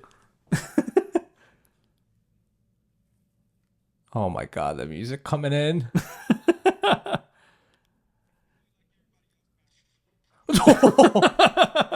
When I'm That's looking me for, on Grand Theft Auto. when I'm looking for, when I'm looking for music on Epidemic Sound, when I'm editing something that's not a reaction, so when I'm editing like a vlog or something for another channel, I'm basically looking for Dark Knight tracks. Like, Yeah, I'm sure that's suspense swelling. I'm always thinking about Dark Knight. You know what I mean? To find how we score shit.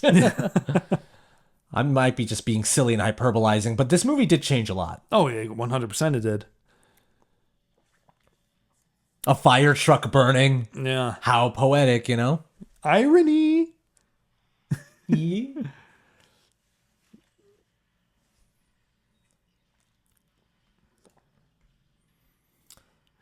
That's me when I got to go to the bathroom in public, you know, walking my way through, you know, Yeah, people. that was a bit sweaty, man, but that was good. That's me when a new season of Stranger Things is out, trying to get home to watch it. Oh, bullshit. That's me when You're one of those people that are like, Stranger Things 1 should have been an anthology series. yeah, I do stand by that opinion. I know. I support Stranger Things all the way. I think like most of the seasons, besides season 2, 3, and 4 are so good that I have like, it's a good show. Yeah, yeah, yeah.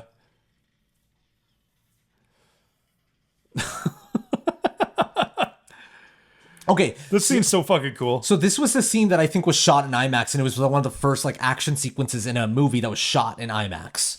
So like, I didn't see this movie in IMAX, but I always kick myself in the ass for not seeing it. You know? I'm trying to remember if I saw this in IMAX. I think I did.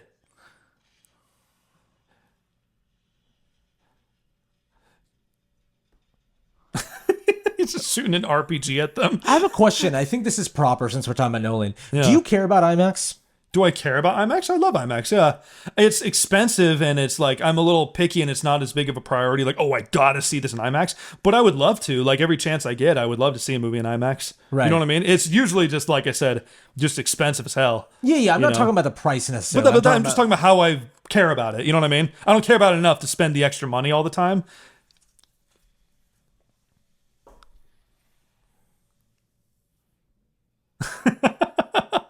I always love Joker's lack of intimidation from the Batmobile. He's kind of just fascinated. He's like, "Ooh, okay, this is getting spicy." I gotta say, Batman diving into the car always gets me giddy. I'm like, It's "Ooh." always cool. Yeah, remember how many times we squealed when we were watching Batman Begins? I mean, the car's about to turn into something that's gonna be fucking insane in a second. Oh yeah, yeah. Also, I remember like someone in a podcast mentioning how Dark Knight in this movie, Joker handles these huge weapons like they're toys. Oh yeah, Like he yeah. never feels the weight of them. He just holds one and chucks throws it to another the one. side. Yeah. Well, there's a lot of. I remember the biggest accepted theory of Joker's backstory is that he's a soldier that went AWOL. Like Because a he- marine or something. Yeah, because he knows a lot about like interrogation tactics. He knows how to handle weapons, and he has a lot of opinions about the government and shit like that. Like he could have been an unhinged soldier that disappeared and was missing in action. Yeah, that's cool to think about. That's it. I could see that. Yeah.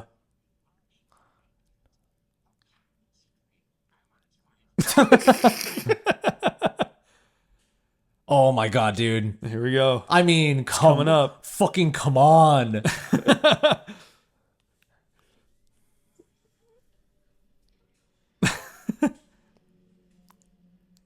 This scene makes me feel alive. Like, Yeah, you I know what I know, mean? I know. There's certain scenes in movies that make you feel alive. And Nolan does that with all his movies. There's always those moments where you're just like in Oppenheimer, like when the Trinity test happens, you're like, we're fucking here. Yeah. In a different way, you feel alive, but you do. Oh my god, dude. And you can see they're tactile. They actually built something that could do that. Yeah. Oh, fucking hell, man. I had to like step away from the mic for Yeah. that. Oh, I know. His bike is this fucking shit. His bike is the fucking shit, dude. It's so rad, dude. This bike, I remember when I saw the trailer when he does the brakes. That's the part when he drifts and Yeah, the wheel yeah. spin. It's just like 13-year-old me was just like, It's sex. my nipples got hard. No, it's you know what I'm literally saying? sex. Yeah, of course. No, 100%. I hate to say the cliche thing, it's better than sex, but watching this scene can be like that sometimes. Yeah, yeah. I feel like the ultimate film bro right now, but I don't even fucking care anymore. We're here, we're watching Dark Knight, let's commit. Yeah. I was gonna say this is all they want, I'm sure. Also love how much the music just drowns out. Oh, I love this. This feels like a Sam Raimi moment right here. Yeah. With the kids. Do you think there's just random people that just had a car and parked and went to some party or something, then walked back and they're like, Batman blew up my fucking car? I wouldn't doubt it. That should be a web series. You know what I mean? I'm tired A of guy that who's shit. like- I'm just like, oh, the cleanup crew of superheroes. Well, or- no, I was gonna say like a random guy whose car was just destroyed, and it's just his life getting worse and worse without a car. because Batman destroyed his car. Batman destroyed it in the middle of like a fight scene. So it has nothing to do with Batman. It's just No, the fact that- absolutely not. It's just a normal guy, but his car just happened to be randomly destroyed. Oh, I like that. That's good. I like that. That's good. I'll have that. Joker gets so excited. I know. Oh my god, it has guns. Well, you blew up cars earlier. You I already know, used I them. just didn't see it. Right there, earlier. right there. Fucking hell, man. How cool do you think he feels with that cape just blowing in the wind while he's driving? I feel like it would be so distracting. Oh my god. The wall thing right here. Yeah. Right here. It's coming up. Yeah. Oh shit! The truck flip always gets me. It looks crazy. Right there, dude. That's my favorite cut when he drives at the wall and rotates. Nolan flipped an entire truck, and then it cuts to Batman crawling up a wall. Like, I know. It's just ultimate like This- movie dopamine. Is this the best scene in the movie? Oh my god! This is the best scene in the movie. Oh, and it gets better coming up too. Oh, like the hit me? Hit me, and then there's more afterwards. He's like, get out of the way. Yeah, exactly. I love how he's shooting it like a Tommy gun, like he's a 40s mobster. I know. I mean, you know more about guns than I do, man. Yeah, Tommy gun is a real niche gun. Hit me! I mean, how often is that quoted? Just people being like, hit me! Yeah, exactly. Look His at that. look, his little shit-eating grin. Look at that low angle with the building in the back. Jesus. But it's still subconsciously telling the audience who's in control. Oh, yeah.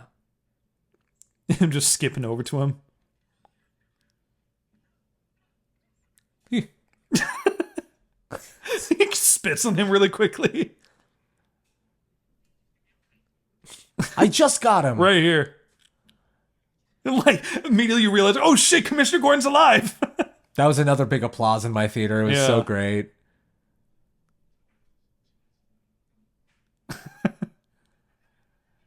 Gary Oldman, man. This might be a hot take, but this is my favorite Gary Oldman performance. Gary Oldman? Yeah. Okay, yeah.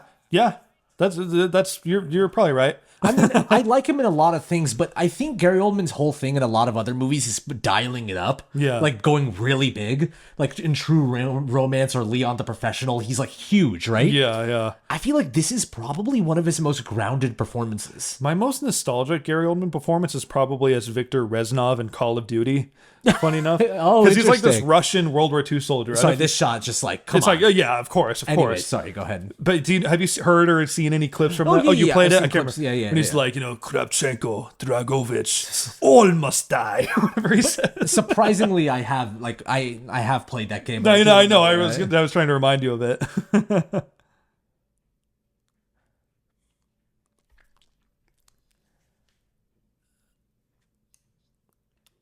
Even his clothes. This is my favorite Joker look, by the way. Yeah. I love this look. Just without the jacket, basically.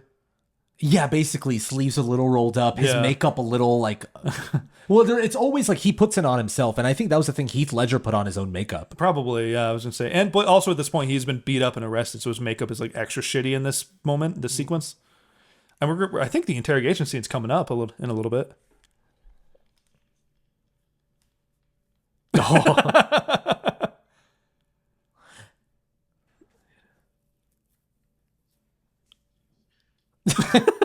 Yeah, like fair enough, man. Yeah. What if Batman came up and he's like, "I told you." You were yelling at who? Oh, I forget. He has cell phone stuck in him. He has what? Oh, a cell phone stuck in him? Remember? Yeah, you said stealth phone. You put a T in there. Oh, It took me a second to figure out what you said. all right. You sounded really fucking stupid, dude. All right. I just want to move faster, man. It's okay.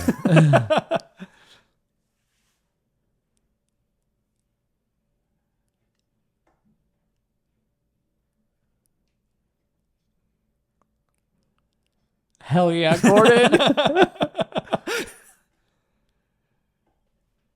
So I was expecting more of a reaction. You know, you were about to be a fatherless kid, so I would. You're just like looking at me. Yeah. I Well, come- then you just want to give the credit to Batman immediately? Okay, son. Okay, here we go. Okay. I right. mean, like, fucking amazing. Like, it's amazing. I don't know what to say. Commissioner. Look how this is lit. I know.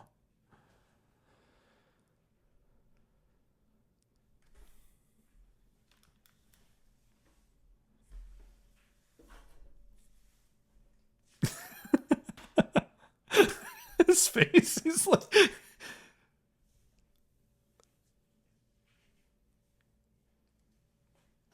I like how the way this is lit makes it basically feel like Joker's a floating head. Yeah. Makes him look like a ghost or something. And then you just knowing that Batman's like right behind him. It's so good. But like, how long has Batman been there? Like, you Yeah, know what I know, right? Did he sneak in just now? Like, is he like scurrying forward? I do like just, you know, obviously Joker's just simply playing mind games with him, but it makes the audience also question that too, of like, you know, just how alone Commissioner Gordon is. Like, he's the only one who actually is trying to do the right thing in this fucking city. Yeah. No, it's true. And he's the only one that doesn't really like turn. He doesn't get Well, he's corrupt. forced to live a lie, so he takes part in corruption. Oh, a little that's bit. true. That's fair. That's fair. But I know what you're saying though, yeah. Both Batman gets a little edgy. Yeah. Harvey obviously turns. Not Yeah. exactly. Yeah. There. Right here. All right, let's go. Come on. Let's fucking go.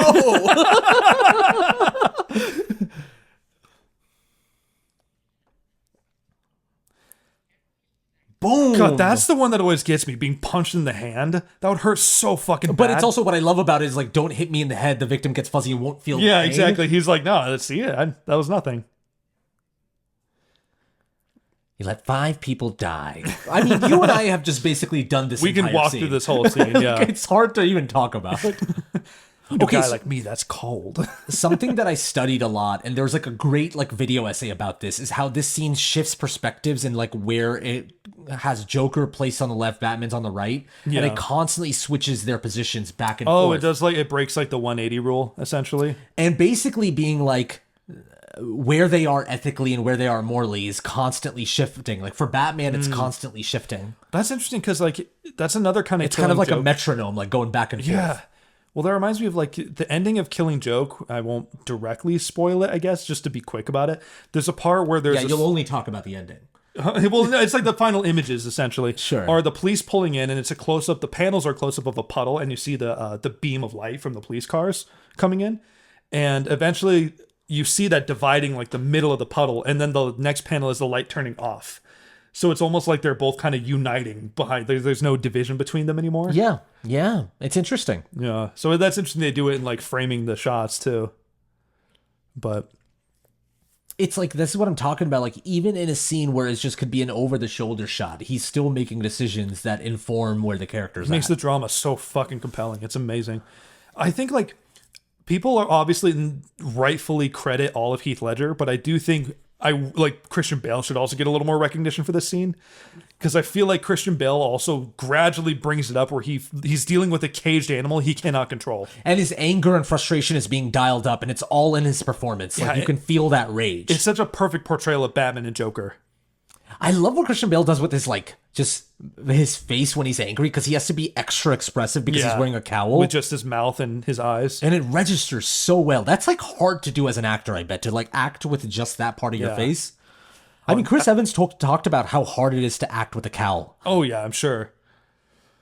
And this reveal, I remember, like, mind-fucking me when I was young. I was like, oh, shit, he got Rachel, too? Oh, yeah. Look at you go! Oh, man. I say that so much. Yeah. Also, this is the first time where I ever, like, it... I remember hearing that shot when he says, look at you go. Yeah. Someone referencing that shot as a Dutch angle. And that was my first time where I heard the phrase Dutch angle. Interesting. That's like the prime Joker laugh right there. I have nothing. Nothing to threaten me with. Look at his eyes, Christian Bale. That's what I'm saying, man.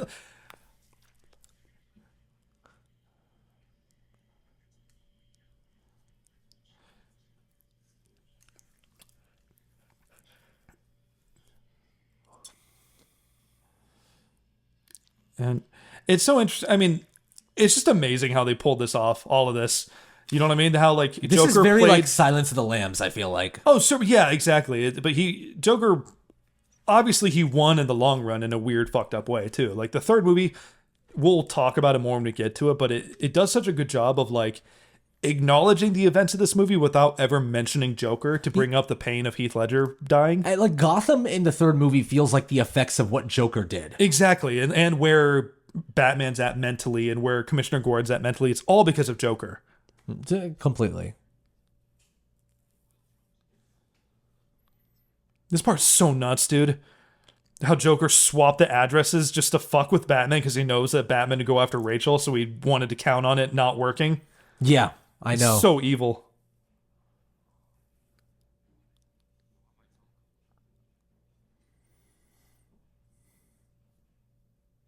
By the way, this shot of him against the wall and a close-up on him was that first shot we ever saw as Joker in, like, aside from the test images that came out. Yeah, when they did that hard cut of him. Yeah, like this one right here, this shot. I think, yeah, I know the frame. It's coming up. Oh, it's not this? No, it's this shot, but he makes a different face here.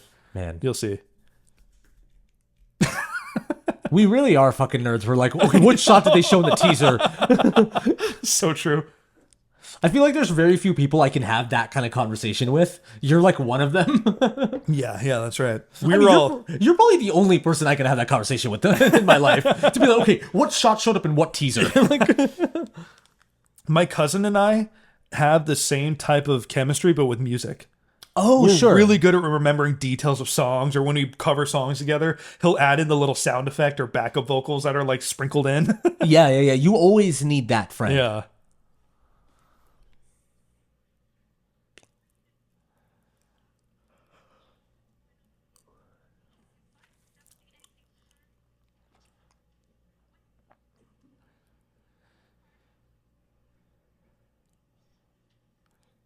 Here we go.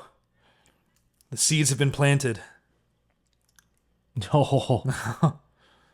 I love the music swelling too, because it's like if you know, you know. You know what I'm saying? Yeah. No, it's Like true. if you know Harvey Dent's going to be Two-Face.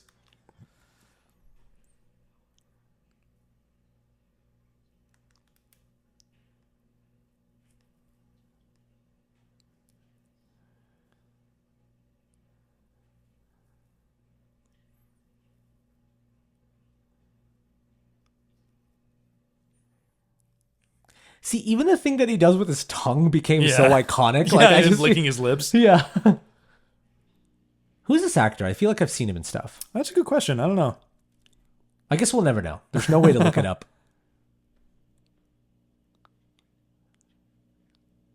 Right there. Right there. That was the you're one. right. Good. That's the one I was waiting for. It's like, it's coming up. Again, I gotta stress, I can't believe they allowed shit in a PG-13 movie like this. Of this guy's a phone being stuck in a guy's stomach, and they haven't had to cut it out. And it blows up. That's insane, man. Yeah. Yeah. You're right. This movie like is an anomaly. Yeah. Yeah, dude. Oh man, that looked like Tom Holland for like a split second. A little bit. You saw that, right? Yeah, I did see that guy. It's like, is that how Tom Holland's gonna look when he gets older?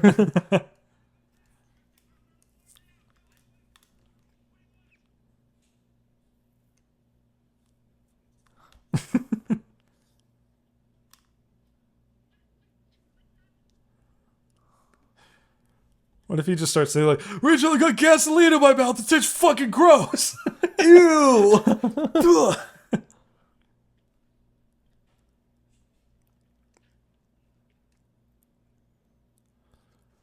Oh. So nasty.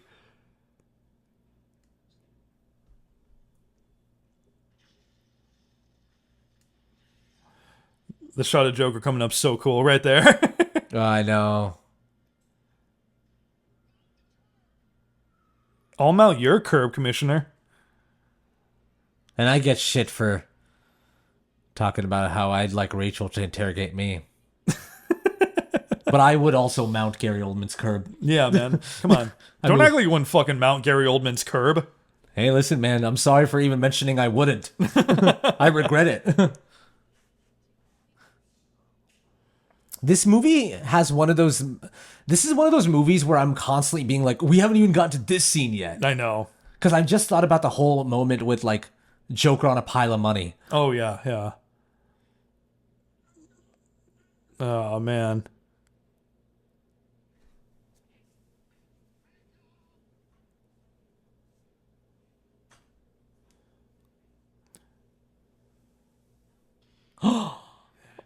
So crazy. It still, like, got me. I remember when I first watched this, when that scene hit, I remember, like, I didn't process, like, oh, well, that must be a fake out. You know what I mean? No body, no death. Like, of course, they just fake killed Commissioner Gordon. They would fake kill Rachel, too, Yeah. Like, that can't be real. They didn't just kill off Rachel. No. It's completely true. That's how they fake you out, too. Yeah. He's like, I didn't forget about you. Yeah. Mr. TV. Oh, man. And then, meanwhile, Harvey Dent's face is just burning off. Back at the MCU. Do you think? Do you think?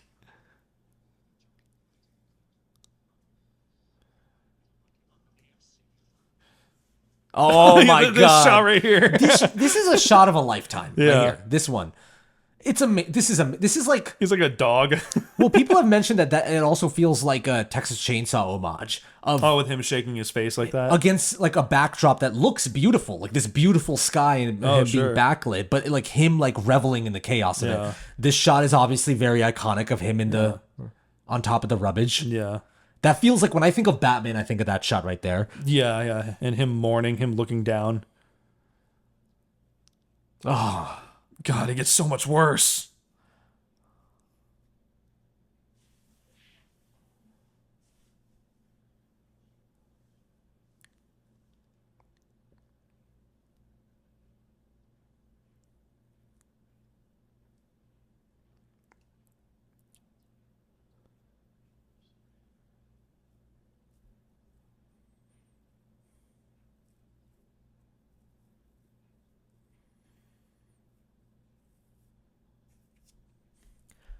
yeah, this movie does something that's very hard to pull off, which is it pulls off two villains. Yeah, yeah. Well, the first one does too. That's true. It's very, The very first one cool. technically has three villains: Falcone, Oh, yeah, that's true. Yeah, Scarecrow. Falcone's like a little baby villain. Falcone, Scarecrow, and Ra's al Ghul. Yeah. You can do it. Just Gotta do it well. Be good at it. I know. Yeah, just be good at it. Yeah.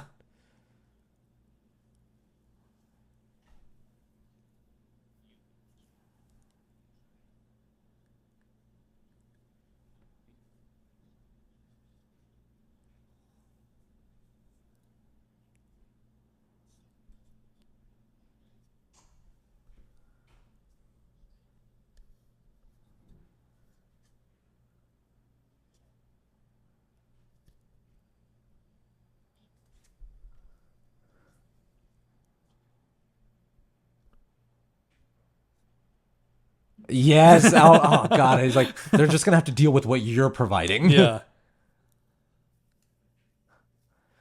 It's I love that because it's literally Alfred just doing the most British thing, which is like, Yeah. well, too bad. Pick yourself back up and like getting out there. Always look on the bright side of life. Yeah, I know. Why do we fall? So we can pick ourselves back Yeah, up. exactly. Just get right back to it, man.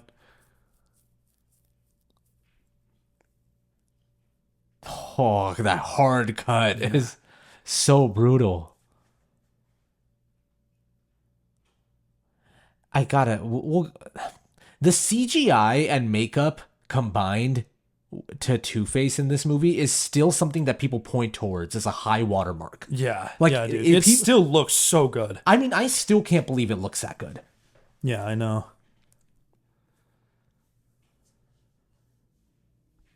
Yeah, You know, I will say it is kind of fucked up to just leave him his coin. yeah. I mean, maybe they were just trying to give it back to him, fair enough, but Yeah.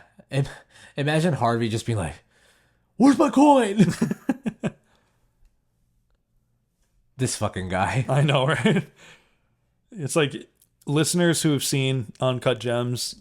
That's what we're quoting. Yeah, we're quoting like, oh, this fucking guy. That like he is that guy. We need to create like a little category through our commentaries of like this fucking guy, just this one recurring annoying character.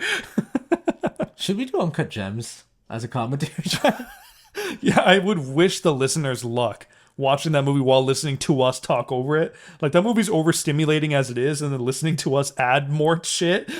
Yeah, there's so much like overlapping dialogue already in that movie. Yeah, but maybe if people want us to do Uncut Gems, let us know. I'd be down to do a podcast on Uncut Gems. I mean, both, yeah. Porque no los dos, you know?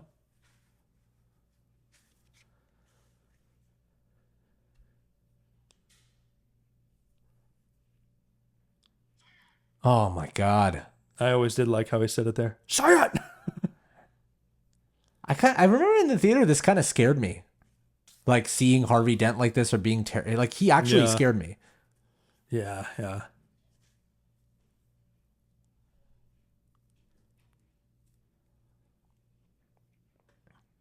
I love how we don't see it yet, but we can see it in Gary Oldman's performance of like how horrifying it must be. Yeah, yeah.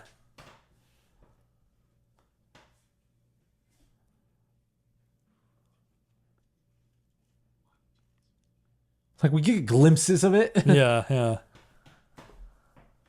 Oh, unbelievable! He Man. looks so good.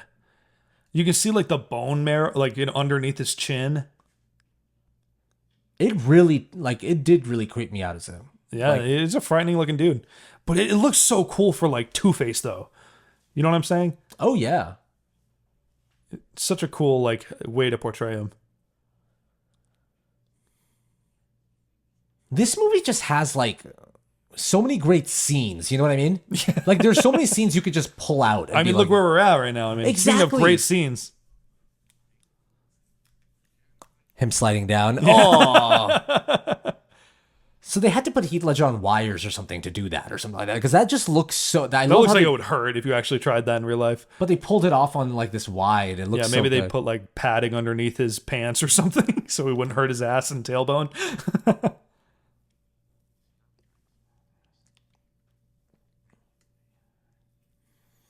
You always pointed out, you're like, and they just left that guy up there. They didn't even do a close up on him. Like, Yeah, yeah, you barely even notice it.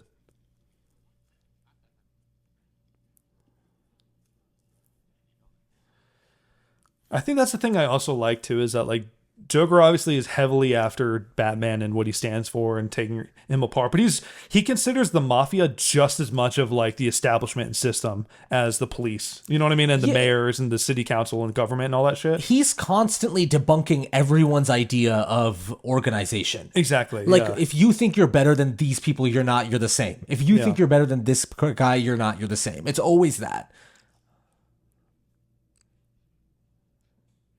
And like the fact that he doesn't even care about any of the money, he's just Yeah. blowing it all up. Like, so then that makes you even more terrified of like, what's this guy after? Yeah. Oh, that's I'm a gonna trailer give it to line. him. Yeah, that was like the big trailer line I remember.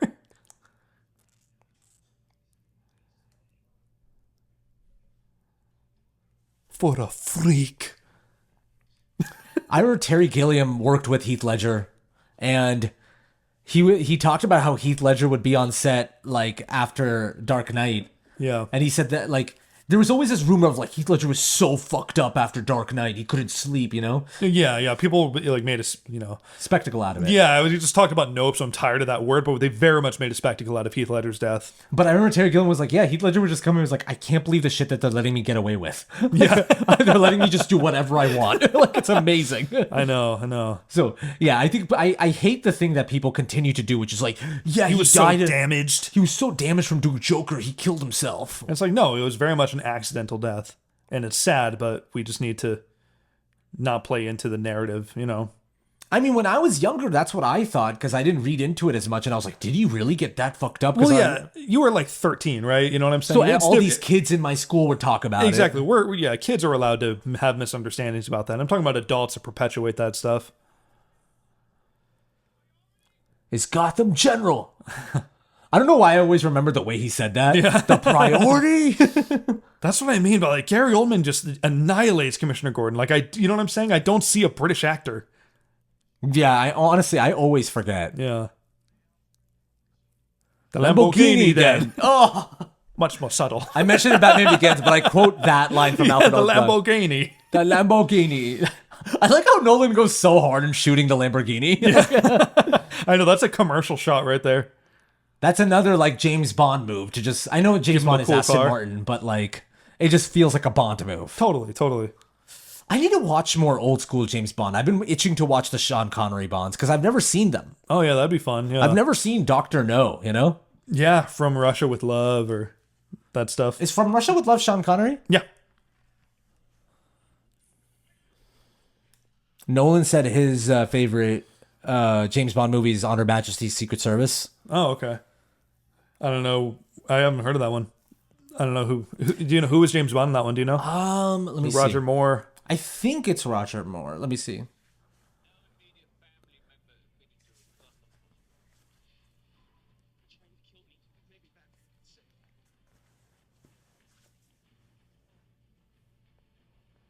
George Lazenby.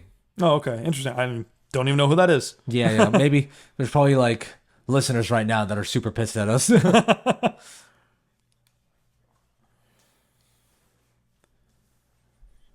Oh yeah, we haven't even gotten to Joker in the nurse costume yet. Oh, no. You know, I think my hair's long enough to do a Joker costume if I wanted to for Halloween without having to put a wig on. I feel but rightly so, you have to think about what your girlfriend would dress up as. Yeah, and we're not doing Joker and Harley Quinn. Would your girlfriend do Harvey Dent? Harvey Dent? As Probably. Two-Face? Yeah, probably not, but we'll see.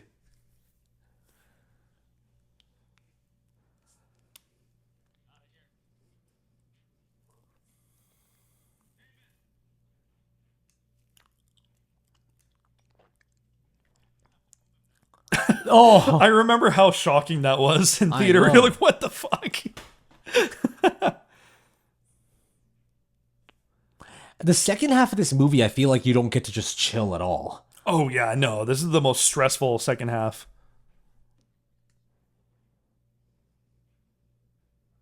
Dude, okay, I gotta say, Gary Oldman does that again in Dawn of the Planet of the Apes, where there's a small scene where right before Gary Oldman's character gives a whole speech, there's a guy nervous with his gun, and Gary Oldman helps him out really quickly. Yeah. And like he does the same thing in this movie. He's so good at just being like, calm down. Yeah. We got a mission to do. Yeah. I mean, this scene is electric. I know, dude. I love the way pissed off he is. Yeah. I know. Like Joker's like, what was their name again? Yeah.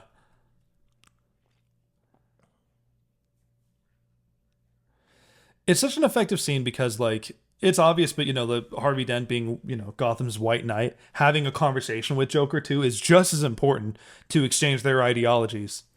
As it is with the Batman and Joker interrogation scene. Exactly. Also, the joke about this movie is like constantly this guy's being like, do I look like I have a plan? And it's like he obviously set up all these bombs very meticulously. Like, Yeah.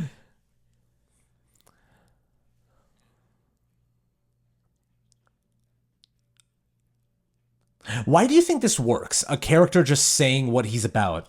Because usually in other movies that doesn't really work. It comes off as annoying when a villain's like, this is my grand plan. Well, he has, because he's not saying what he's going to do. He's kind of talking about what he's already done. You know what I'm saying? Because he's already done, we're like 3/4 of the way through the movie and he's already done so much at this point. So he's just kind of clarifying, like, listen, all I'm trying to do is that, you know what I mean? Like, you think I'm living for some organized ideology, and really I'm just trying to destroy everything. There's not much more to it. Don't overthink it. It's kind of what he's telling him, you know? Yeah.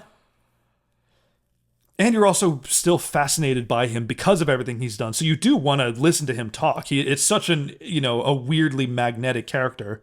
You know what I'm saying? Something that I never noticed until just right now is Joker in his nurse costume is wearing a dent sticker. Like, oh yeah, he's doing that clearly to mock him.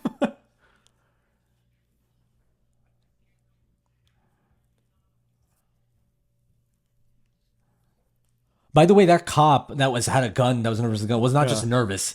I think his wife's in the hospital right now. So that's what he said earlier. Yeah. Yeah. So that's my bad. I misread the scene. But still, yeah.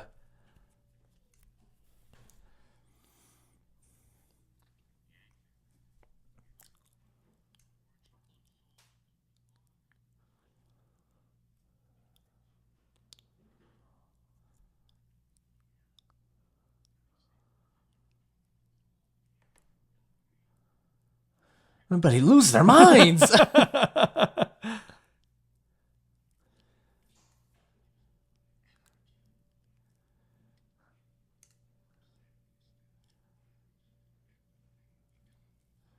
Chaos.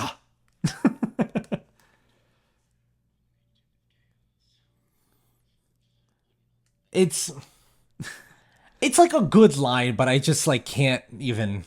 I'm like outside of the movie when I hear that line now. Yeah, I know. It's unfortunate because it's so many people have just like quoted it on their letterbox reviews. Like, but I know. We really got to step out of some of the discourse when it comes to that and really just appreciate it on its own. No, it's true. It's true. You're right. You're better at that than I am, for sure. I get it though. Trust me. I think I'm just of the mindset of like, yeah, we just got to appreciate it isolated. Like, I'd rather have a movie that people constantly quote and still praise and talk about than no one talk about this movie. You know what I'm saying? Yeah, completely. You're right. I get it, though. Right. But I like how he's trying to save the day as, like, not save the day, but do something good as Bruce Wayne. Yeah. Well, and also he does it to save the guy who tried to blackmail him.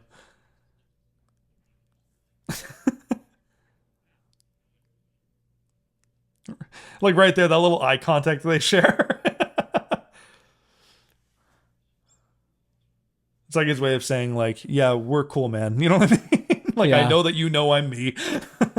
I like how Christian Bale's really good at, like, playing Bruce as this oblivious rich guy. Oh, yeah. He's basically a male Kim Kardashian. All right, so this is a pretty famous shot now. Oh, yeah. And there's all these, like, facts of behind the scenes of, like, they actually... one explosion didn't blow up on time, so when Heath Ledger looks back, that's real. Yeah, he improvised that, and that flinch was real too. Well, we're getting to it right now. Yeah. Right here. I don't know how true it is, but I have heard that's real. I've heard that multiple times. Yeah, I'm pretty sure that's true. That's a real explosion, though, man. Yeah, I know. It's stunning. He actually did that. Right here, the flinch is my favorite. Right there, that like it clearly actually scared Heath Ledger. Look at that. That's fucking real. I know, dude. How did they do that? Like, it's insane. Oh. I mean, I do remember when like Oppenheimer was being made and there were news coming out that Nolan was like not going to do CGI with the explosion, and everyone was like, so are we going to detonate a real nuke for the movie? Like, yeah. The joke became is like, are we going to go into World War III because Nolan wanted to shoot Oppenheimer? Like, I know. It's become now a meme that Nolan does everything for real. Yeah. It's the same meme as Tom Cruise literally jumping off anything for a movie. Yeah, exactly. By the way, imagine if Nolan and Cruise did a movie together. Cruise wouldn't do it because Cruise needs to control every aspect of the filmmaking. Exactly. But if Nolan and Cruise did a movie together, those crazy fuckers would come up with something insane. Yeah, that would make a pretty nutty movie. It's like, I shot him coming down from space in IMAX. Hoyto was holding the camera on his shoulder and he was strapped into a space shuttle. Oh yeah, I forgot about this.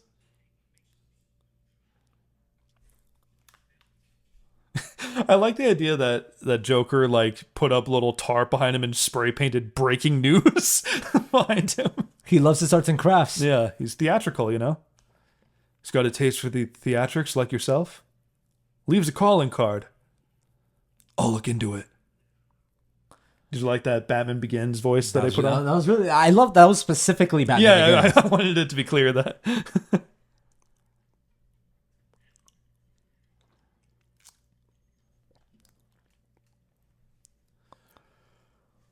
Oh, I love a big empty warehouse with one big screen. Yeah, of course. I always like Morgan Freeman's bow ties too. Yeah, he wears them well. Yeah, he does. He looks good in bow ties. You used to wear a lot of bow ties. Yeah, like high school and shortly after, actually, when I was probably like 18 or 19, I used to wear bow ties once in a while. You pulled them off. Those old photos I've seen of you. Thanks, man. You did pull them off. Yeah, I can still tie bow ties. I learned. Good for you. Yeah, the muscle memory is still there. But you know, I did lose the muscle memory of tying regular ties, and I feel stupid because I used to tie them every day for school. By the way, guys, I didn't go to a private school. I used to choose to wear ties and bow ties just for fun. I mean, fuck yeah. I was that dude. Oh, hell yeah. This part disturbs me a lot. Like, dude, that would hurt so bad right here. Oh, the way it would burn? Yeah, oh my, can you imagine fucking drinking alcohol like in your mouth that has burn marks in it? Unless he just straight up burned his nerve endings off.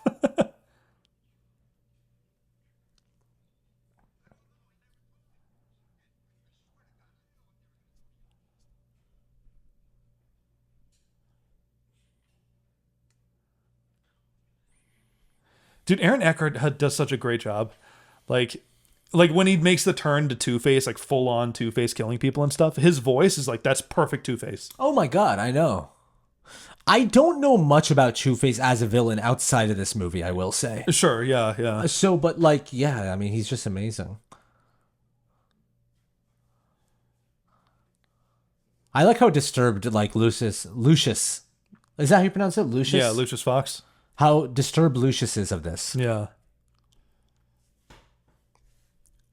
Yeah, I mean, people have criticized this movie as being like a subtle like justification for police brutality and like police going, spying on people and going the extra mile and stuff. But Lucius is like against it, and at the end, Batman's like, type your name in when I. Oh, sure, but the whole point is that they do it. That's the only way they can outsmart Joker and stuff.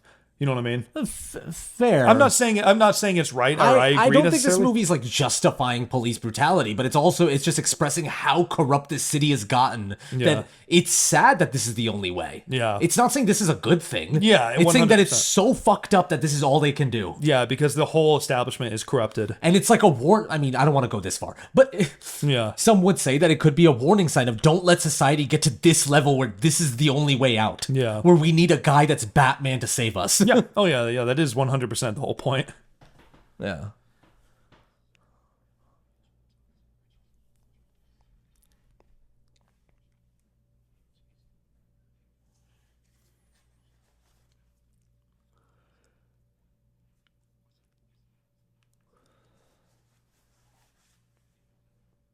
Oh yeah, the whole ferry scene. I forgot about that. Yeah.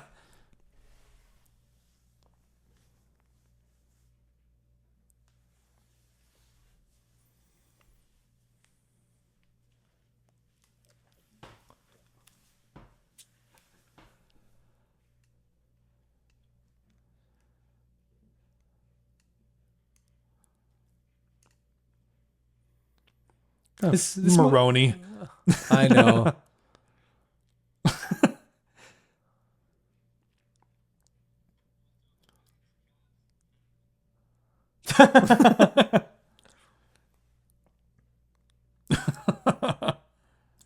I like how Joker kind of disappears from the movie for the next 15, 20 minutes. Yeah.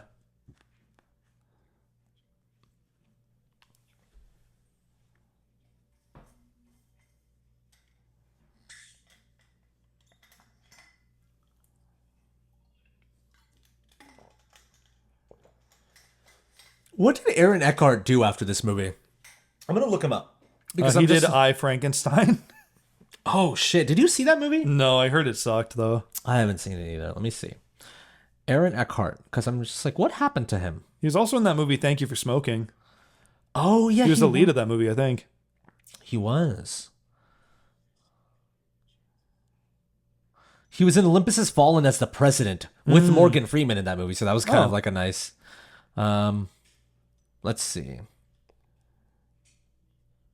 You haven't seen the Olympus movies, have you? No, I'd like to at some point though. They're really fun. Yeah.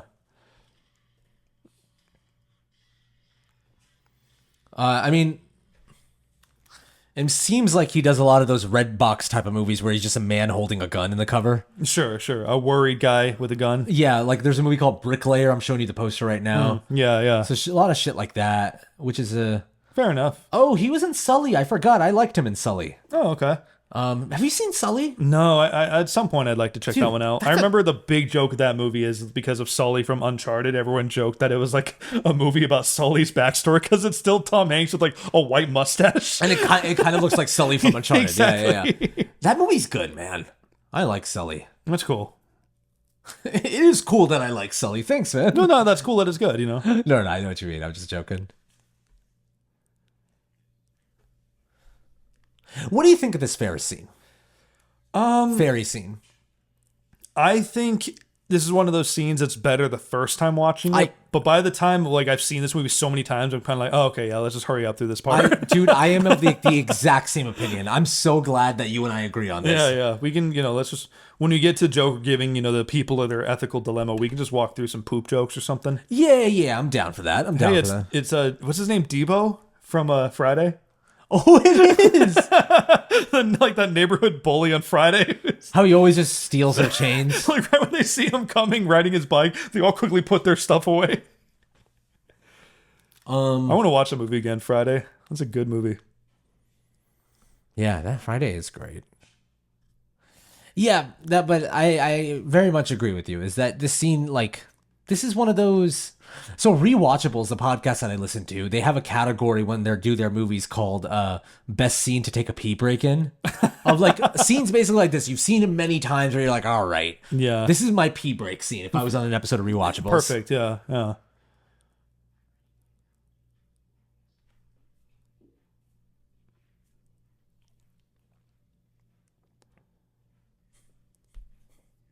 It feels also just like a philosophy 101 class a little bit. Yeah. I was like, what would you philosophy. do? Yeah. Yeah, it's the train question, basically. The trolley question. The trolley question, yeah. The Good Place has a whole great bit about the trolley question. Sure, yeah. I forget that Batman just has the motorcycle for the rest of the movie because he literally just blew up the Batmobile. Yeah. It's rad. I love it. Listen, I like the Tumbler, but God, the bike is so good. Yeah, it's a perfect like next evolution.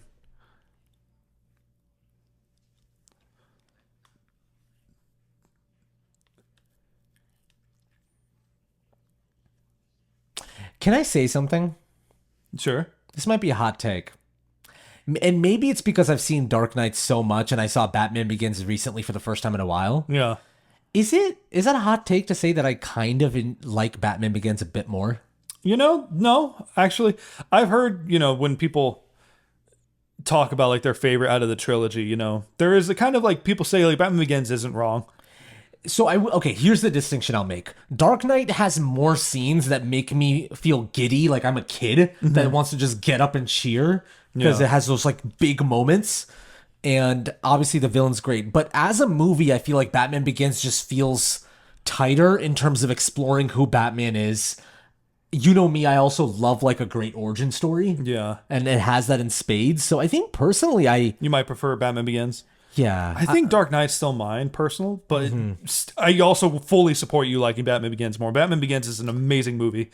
Like, I will never fight against it. You know what I mean? I just had an appreciation for it that like caught me by surprise when I watched it. Sure, yeah. And again, it might be a recency bias. Like I hadn't seen Batman Begins in a while, so I saw it again and I was like, whoa, I forgot this movie was this great. Yeah. This movie fucking rules, obviously. Yeah. But I'm really hoping I like Dark Knight Rises more than I remember.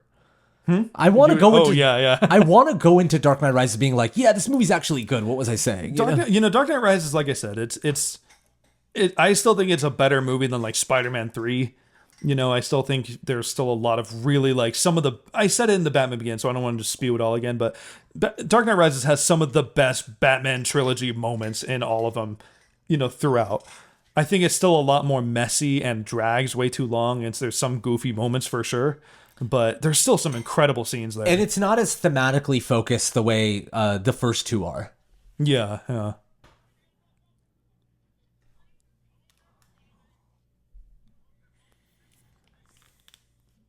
That's a fucked up vote.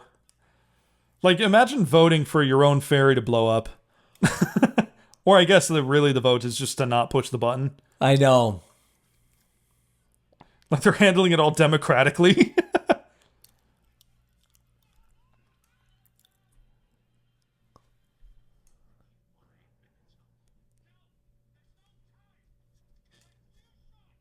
Oh, I love that. I love Gordon just giving him at gunpoint, even though he knows doesn't have a chance against Yeah, him. I also just love that Batman did not give a single fuck. Like, he just walked it out. But there's something attractive about a character to me that doesn't stand down. Yeah. That's just like, I believe in my morals so heavily that I don't care how scary you are. Yeah. You know?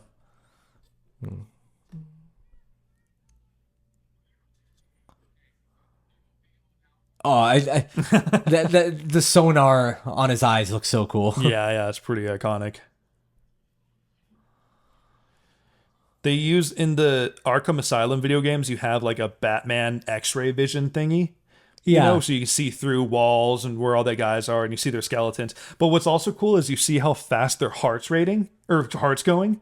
Because if you're because you're hiding on the gargoyles and sneaking out, knocking them out. So it'll be the guards running around looking for Batman, essentially seeing their guys get knocked out and they don't know, or people hanging upside down. And so eventually it'll be like their hearts just going boom, boom, boom, boom, like super scared while they're like peering around corners. Oh, that's cool. It's a great way to describe like how much like his presence fears them. Yeah.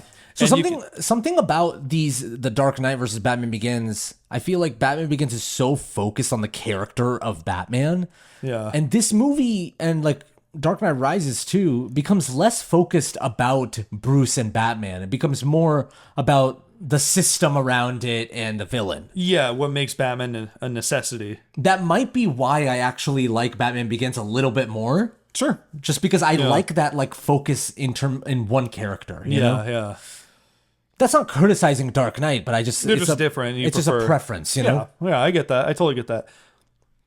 I think for me, I think this movie has so many like it's so airtight with what it's trying to say, and you feel everything slowly going to shit more and more. You know what I'm saying? Yeah, especially since the beginning of this movie is like there's actual hope. Yeah, exactly. It starts out in a positive light that this city might have a chance. Yeah, and it's like a perfect antagonist, if that makes any sense. Like a villain that just ethically dismantles everything that the main character stands for. Yeah.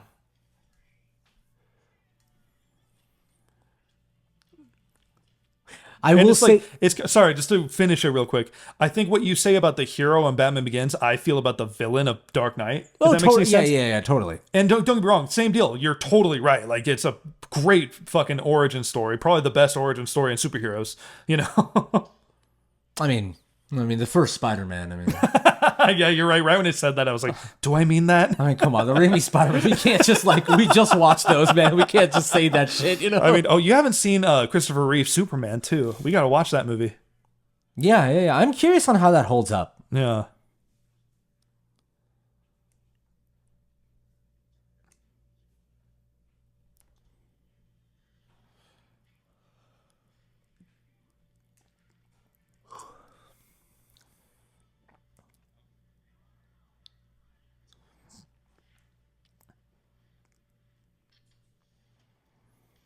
This is a long movie, I will say. Yeah, this is a very long movie. We're almost done, kind of, at this point. No, and it moves fairly well. Yeah. We also just shot a podcast right before this, so I am kind of tired now. Yeah, I know. It's almost 10 o'clock. PM, by the way, listeners. Yeah, listeners.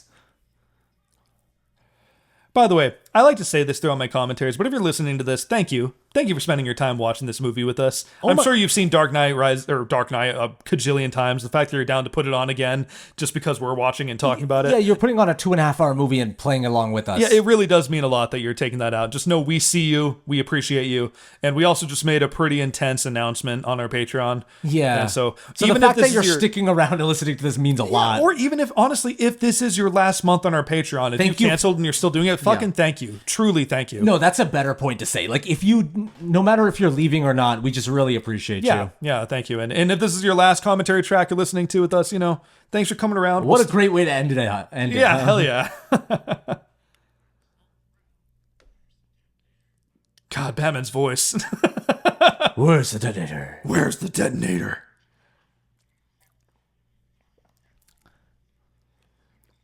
I like that this is like a small setup and payoff of the dogs.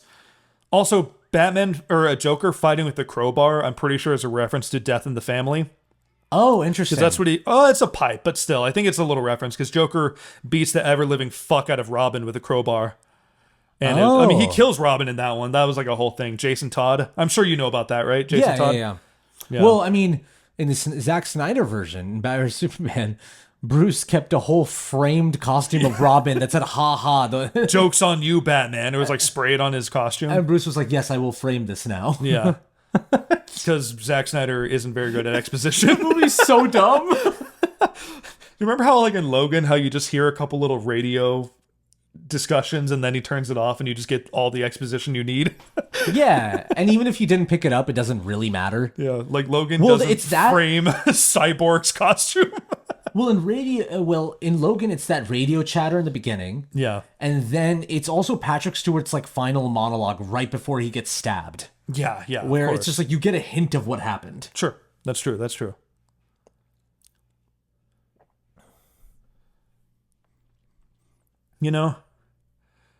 I think also that I don't want to just totally nitpick this movie, but it is a little unrealistic that like one guy would be like, I'll do it, and then everyone just watches and allows it to happen. There's going to be a couple people that are like, wait, do not blow up a fucking boat next to us. You know what I mean? Oh, yeah. I mean, there's going to be more of an argument. Yeah, again, it's like the only moment in this movie that I just feel doesn't age as well. Yeah. Almost all the scenes in this movie are just like, oh yeah, bang on, this rules. Like, you know what it is? I think Dark Knight Rises is like all scenes like the ferry scene. Dude, completely. Where it's not like horrible, obviously. But it's they not all bad. go on a little too long and you just don't buy it the way you buy other scenes in Dark Knight. 100%. Yeah, no, dude, that's a great example. Like everything with him blowing up the football arena and then holding a hostage and all that stuff. It's the same energy. And like they're all good ideas on paper. Yeah. And then like this whole final brawl at the end where the city is just punching each other. Listen, we'll get to Dark Knight Rises. Yeah, we'll get to it.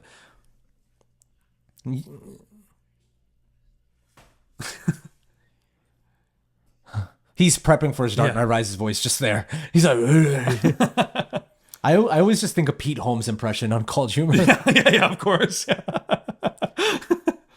Where are the other trucks going? Yeah. Oh yeah, the music does go hard in the scene though.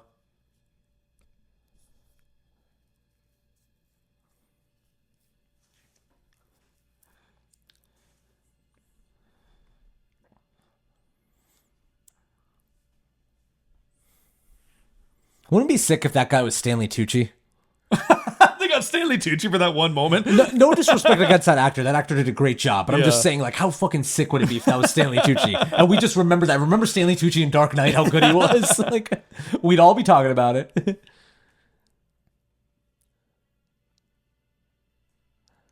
The Blank Check podcast always mentions how Stanley Tucci makes every movie a little bit better. Yeah. And they call it the touch of the tooch. Interesting, yeah. Every movie needs a touch of the tooch. Touch of the tooch. Toochie gang. Ah, God, I know.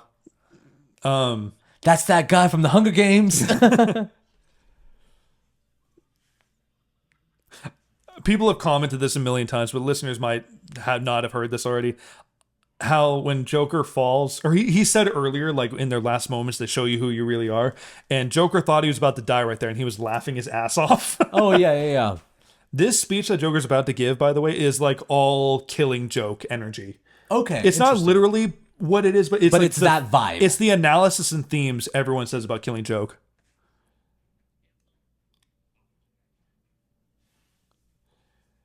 And how the camera rotates to go right side up to kind of align with Joker.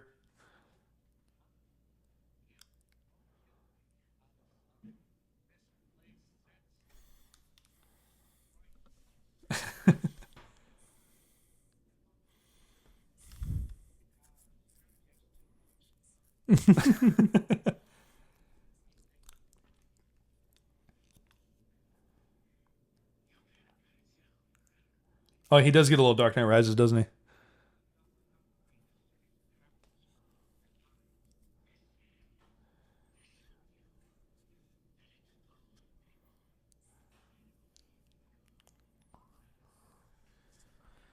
Well, I mean, which is, to your point, what happens in Dark Knight Rises. Yeah. Like, that city feels like a city built by Joker. Exactly, exactly. Like everyone lost their faith in the system. And Harvey Dent is like the actual representation of that. Yeah.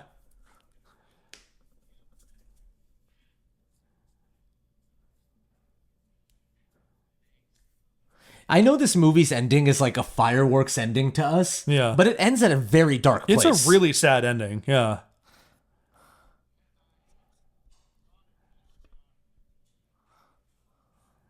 See, this line right here is all Killing Joke. It's like not the exact lines, but it has that kind of vibe to it. Yeah, yeah. The whole thing in Killing Joke that Joker says is all it takes is one bad day to drive someone to madness. Same thing, madness like gravity. It just takes a little push, Yeah. Because he basically in Killing Joke, he tries to drive Commissioner Gordon mad. Okay. Interesting. Yeah. He wants to prove that point. Then he even tells Batman, like, you probably had a bad day too. And he did. Batman watched his parents die. Shout out to Alan Moore, man. I know, dude. I'm reading Watchmen for the first time, like I mentioned in the last commentary track, and really understanding his like true genius, Yeah. I mean, don't get me wrong, like, for people who have read Killing Joke, I just want to put it out there. I am aware that there's some really fucked up, weird, like sexual violence elements in the comic. So okay. I'm not going to completely like the themes are incredible, but it's not all of it holds up well in terms of like how dark it gets. Interesting. Yeah, if you, I can talk to you about it if you want, or you should read it. I have it if you want to borrow it.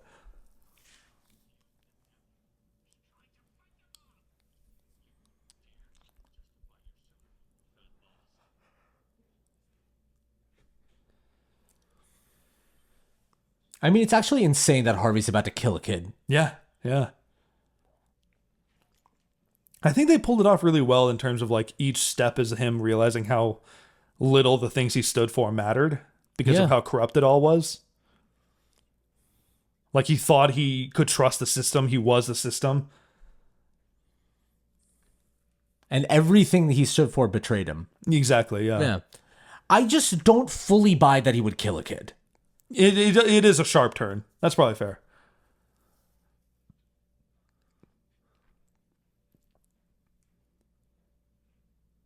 But, I would say, though, I think Harvey is definitely, like, suicidal at this point. You know what I'm saying? He 100% is not planning to get out of this alive. Yeah, I mean, so I think when you're in those distraught moments, I do think you have so little regard for anyone else's life because you're like, I'm taking the world down with me. That's the only like justification I would give, but I do understand it is a very extreme turn. It's a big ask of the audience. yeah.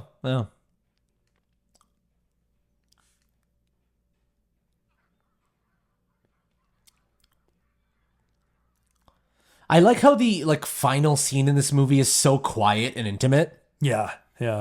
It's between like three people basically. Yeah.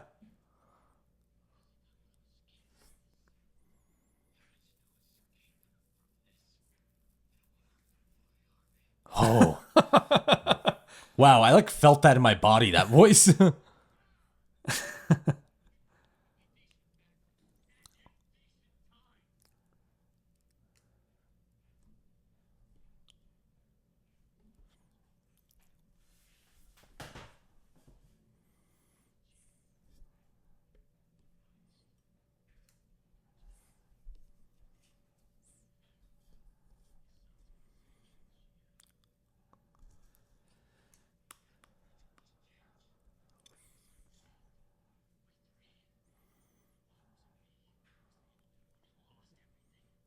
Sorry we're not saying anything, guys. This is just we're We're engrossed. I know.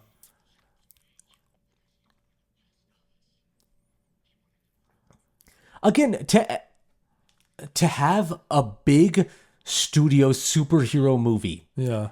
end with this like final conversation that Yeah. feels just as tense as any action scene. Yeah, it's not going to these crazy big explosions or having this world and, beam in the sky or any of that. It's such like confident filmmaking. Yeah. But also I'm like, how is he fucking allowed to do something like this? I know.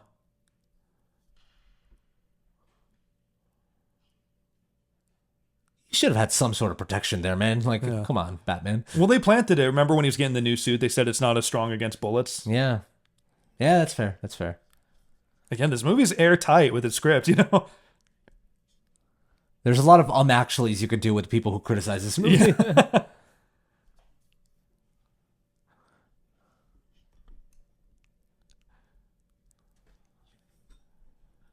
Dude, that line is haunting. I know. He's holding a gun to his son's head like, I am punishing you through this.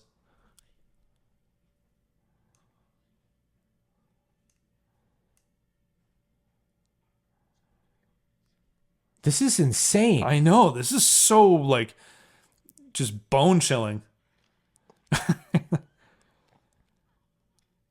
And, I mean, straight up, like, Batman kills him here. Batman straight up killed Harvey Dent. You know what I'm saying? Yeah, he went against his one rule. He like broke the way his rule, Joker yeah. said, yeah.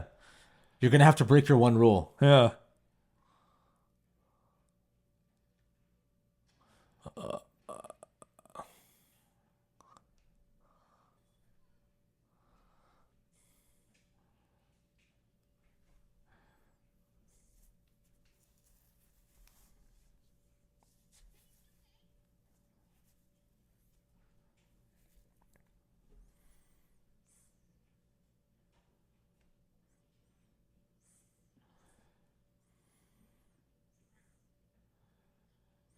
Commissioner, Okay. can you so dust off my cape? I think it's important to note that like you and I think separately watch these final like 3 minutes probably like once a month. Like we're just like I'm pretty sure you and I during our lunch breaks between work have put this scene on in a computer and just be like, let's just watch it. I know. I know. I am not even cynical about being a nerd about this final ending. Like it's beautiful. I haven't mentioned him yet, but Kevin Conroy as Batman. Have you seen that clip of him reading the actual dialogue from this scene? Mm-hmm. And someone actually animated it too, which is it's so cool, dude. I've seen it. Yeah, it's amazing. R.I.P. Kevin Conroy. I know, man. I know. Kevin Conroy was such an incredible Batman. He really was. And he played him like live action for I think like some CW show, one of those where they did some multiverse the Ruby thing. Rose one. Yeah, okay. It was Batwoman. Okay, so I love the idea of the scene. He was just like, I know Gotham's basically fucked, but for these people to survive, they need to believe that their one hero was good. Yeah, exactly. He's like, they can't realize that Harvey Dent was actually a menace. Yeah, and it's like, I can take that fall because it's easier to go with that narrative, essentially. I mean, Gary Oldman's about to say it, man. Yeah. Music kicking in when he says it, too. What an ending, though, right? I know. For a superhero movie to end like this? Yeah. To be like, name me as the criminal here. But it's so perfect for Batman, though. It's so brave to do that in a superhero movie, man. He's the Dark Knight. He's Batman's Dark Knight. All right, let's clear out. Not the hero we deserve. We'll let him get to it. Yeah. or not the hero we need, but the one it deserves or whatever. He's destroying the bat signal. Yeah. This is insane to end a superhero movie like this. Yeah. I remember how intense, again, 13-year-old Chris was like, oh my fucking God. Dude, same. In the theater, I was like, we're ending it here? Like, and meanwhile, Alfred's burning that letter. Because it would destroy Bruce if you found out. This is something where, sometimes people don't need the truth. Sometimes people deserve more. Cutting to Lucius at the perfect moment with that line. Dude. All right. I'm saying all right because I just can't, like, I know, we just gotta watch it and process it and, try not to punch a wall because of how good it is.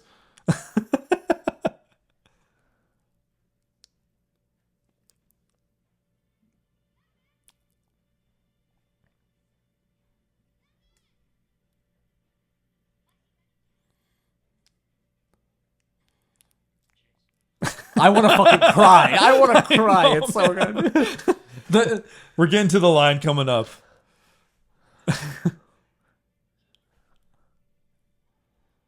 I love the innocence of a child, though, being Gotham here. deserves Yeah. the one he needs right now. Oh, fucking. Sorry, I lied. This is better than sex.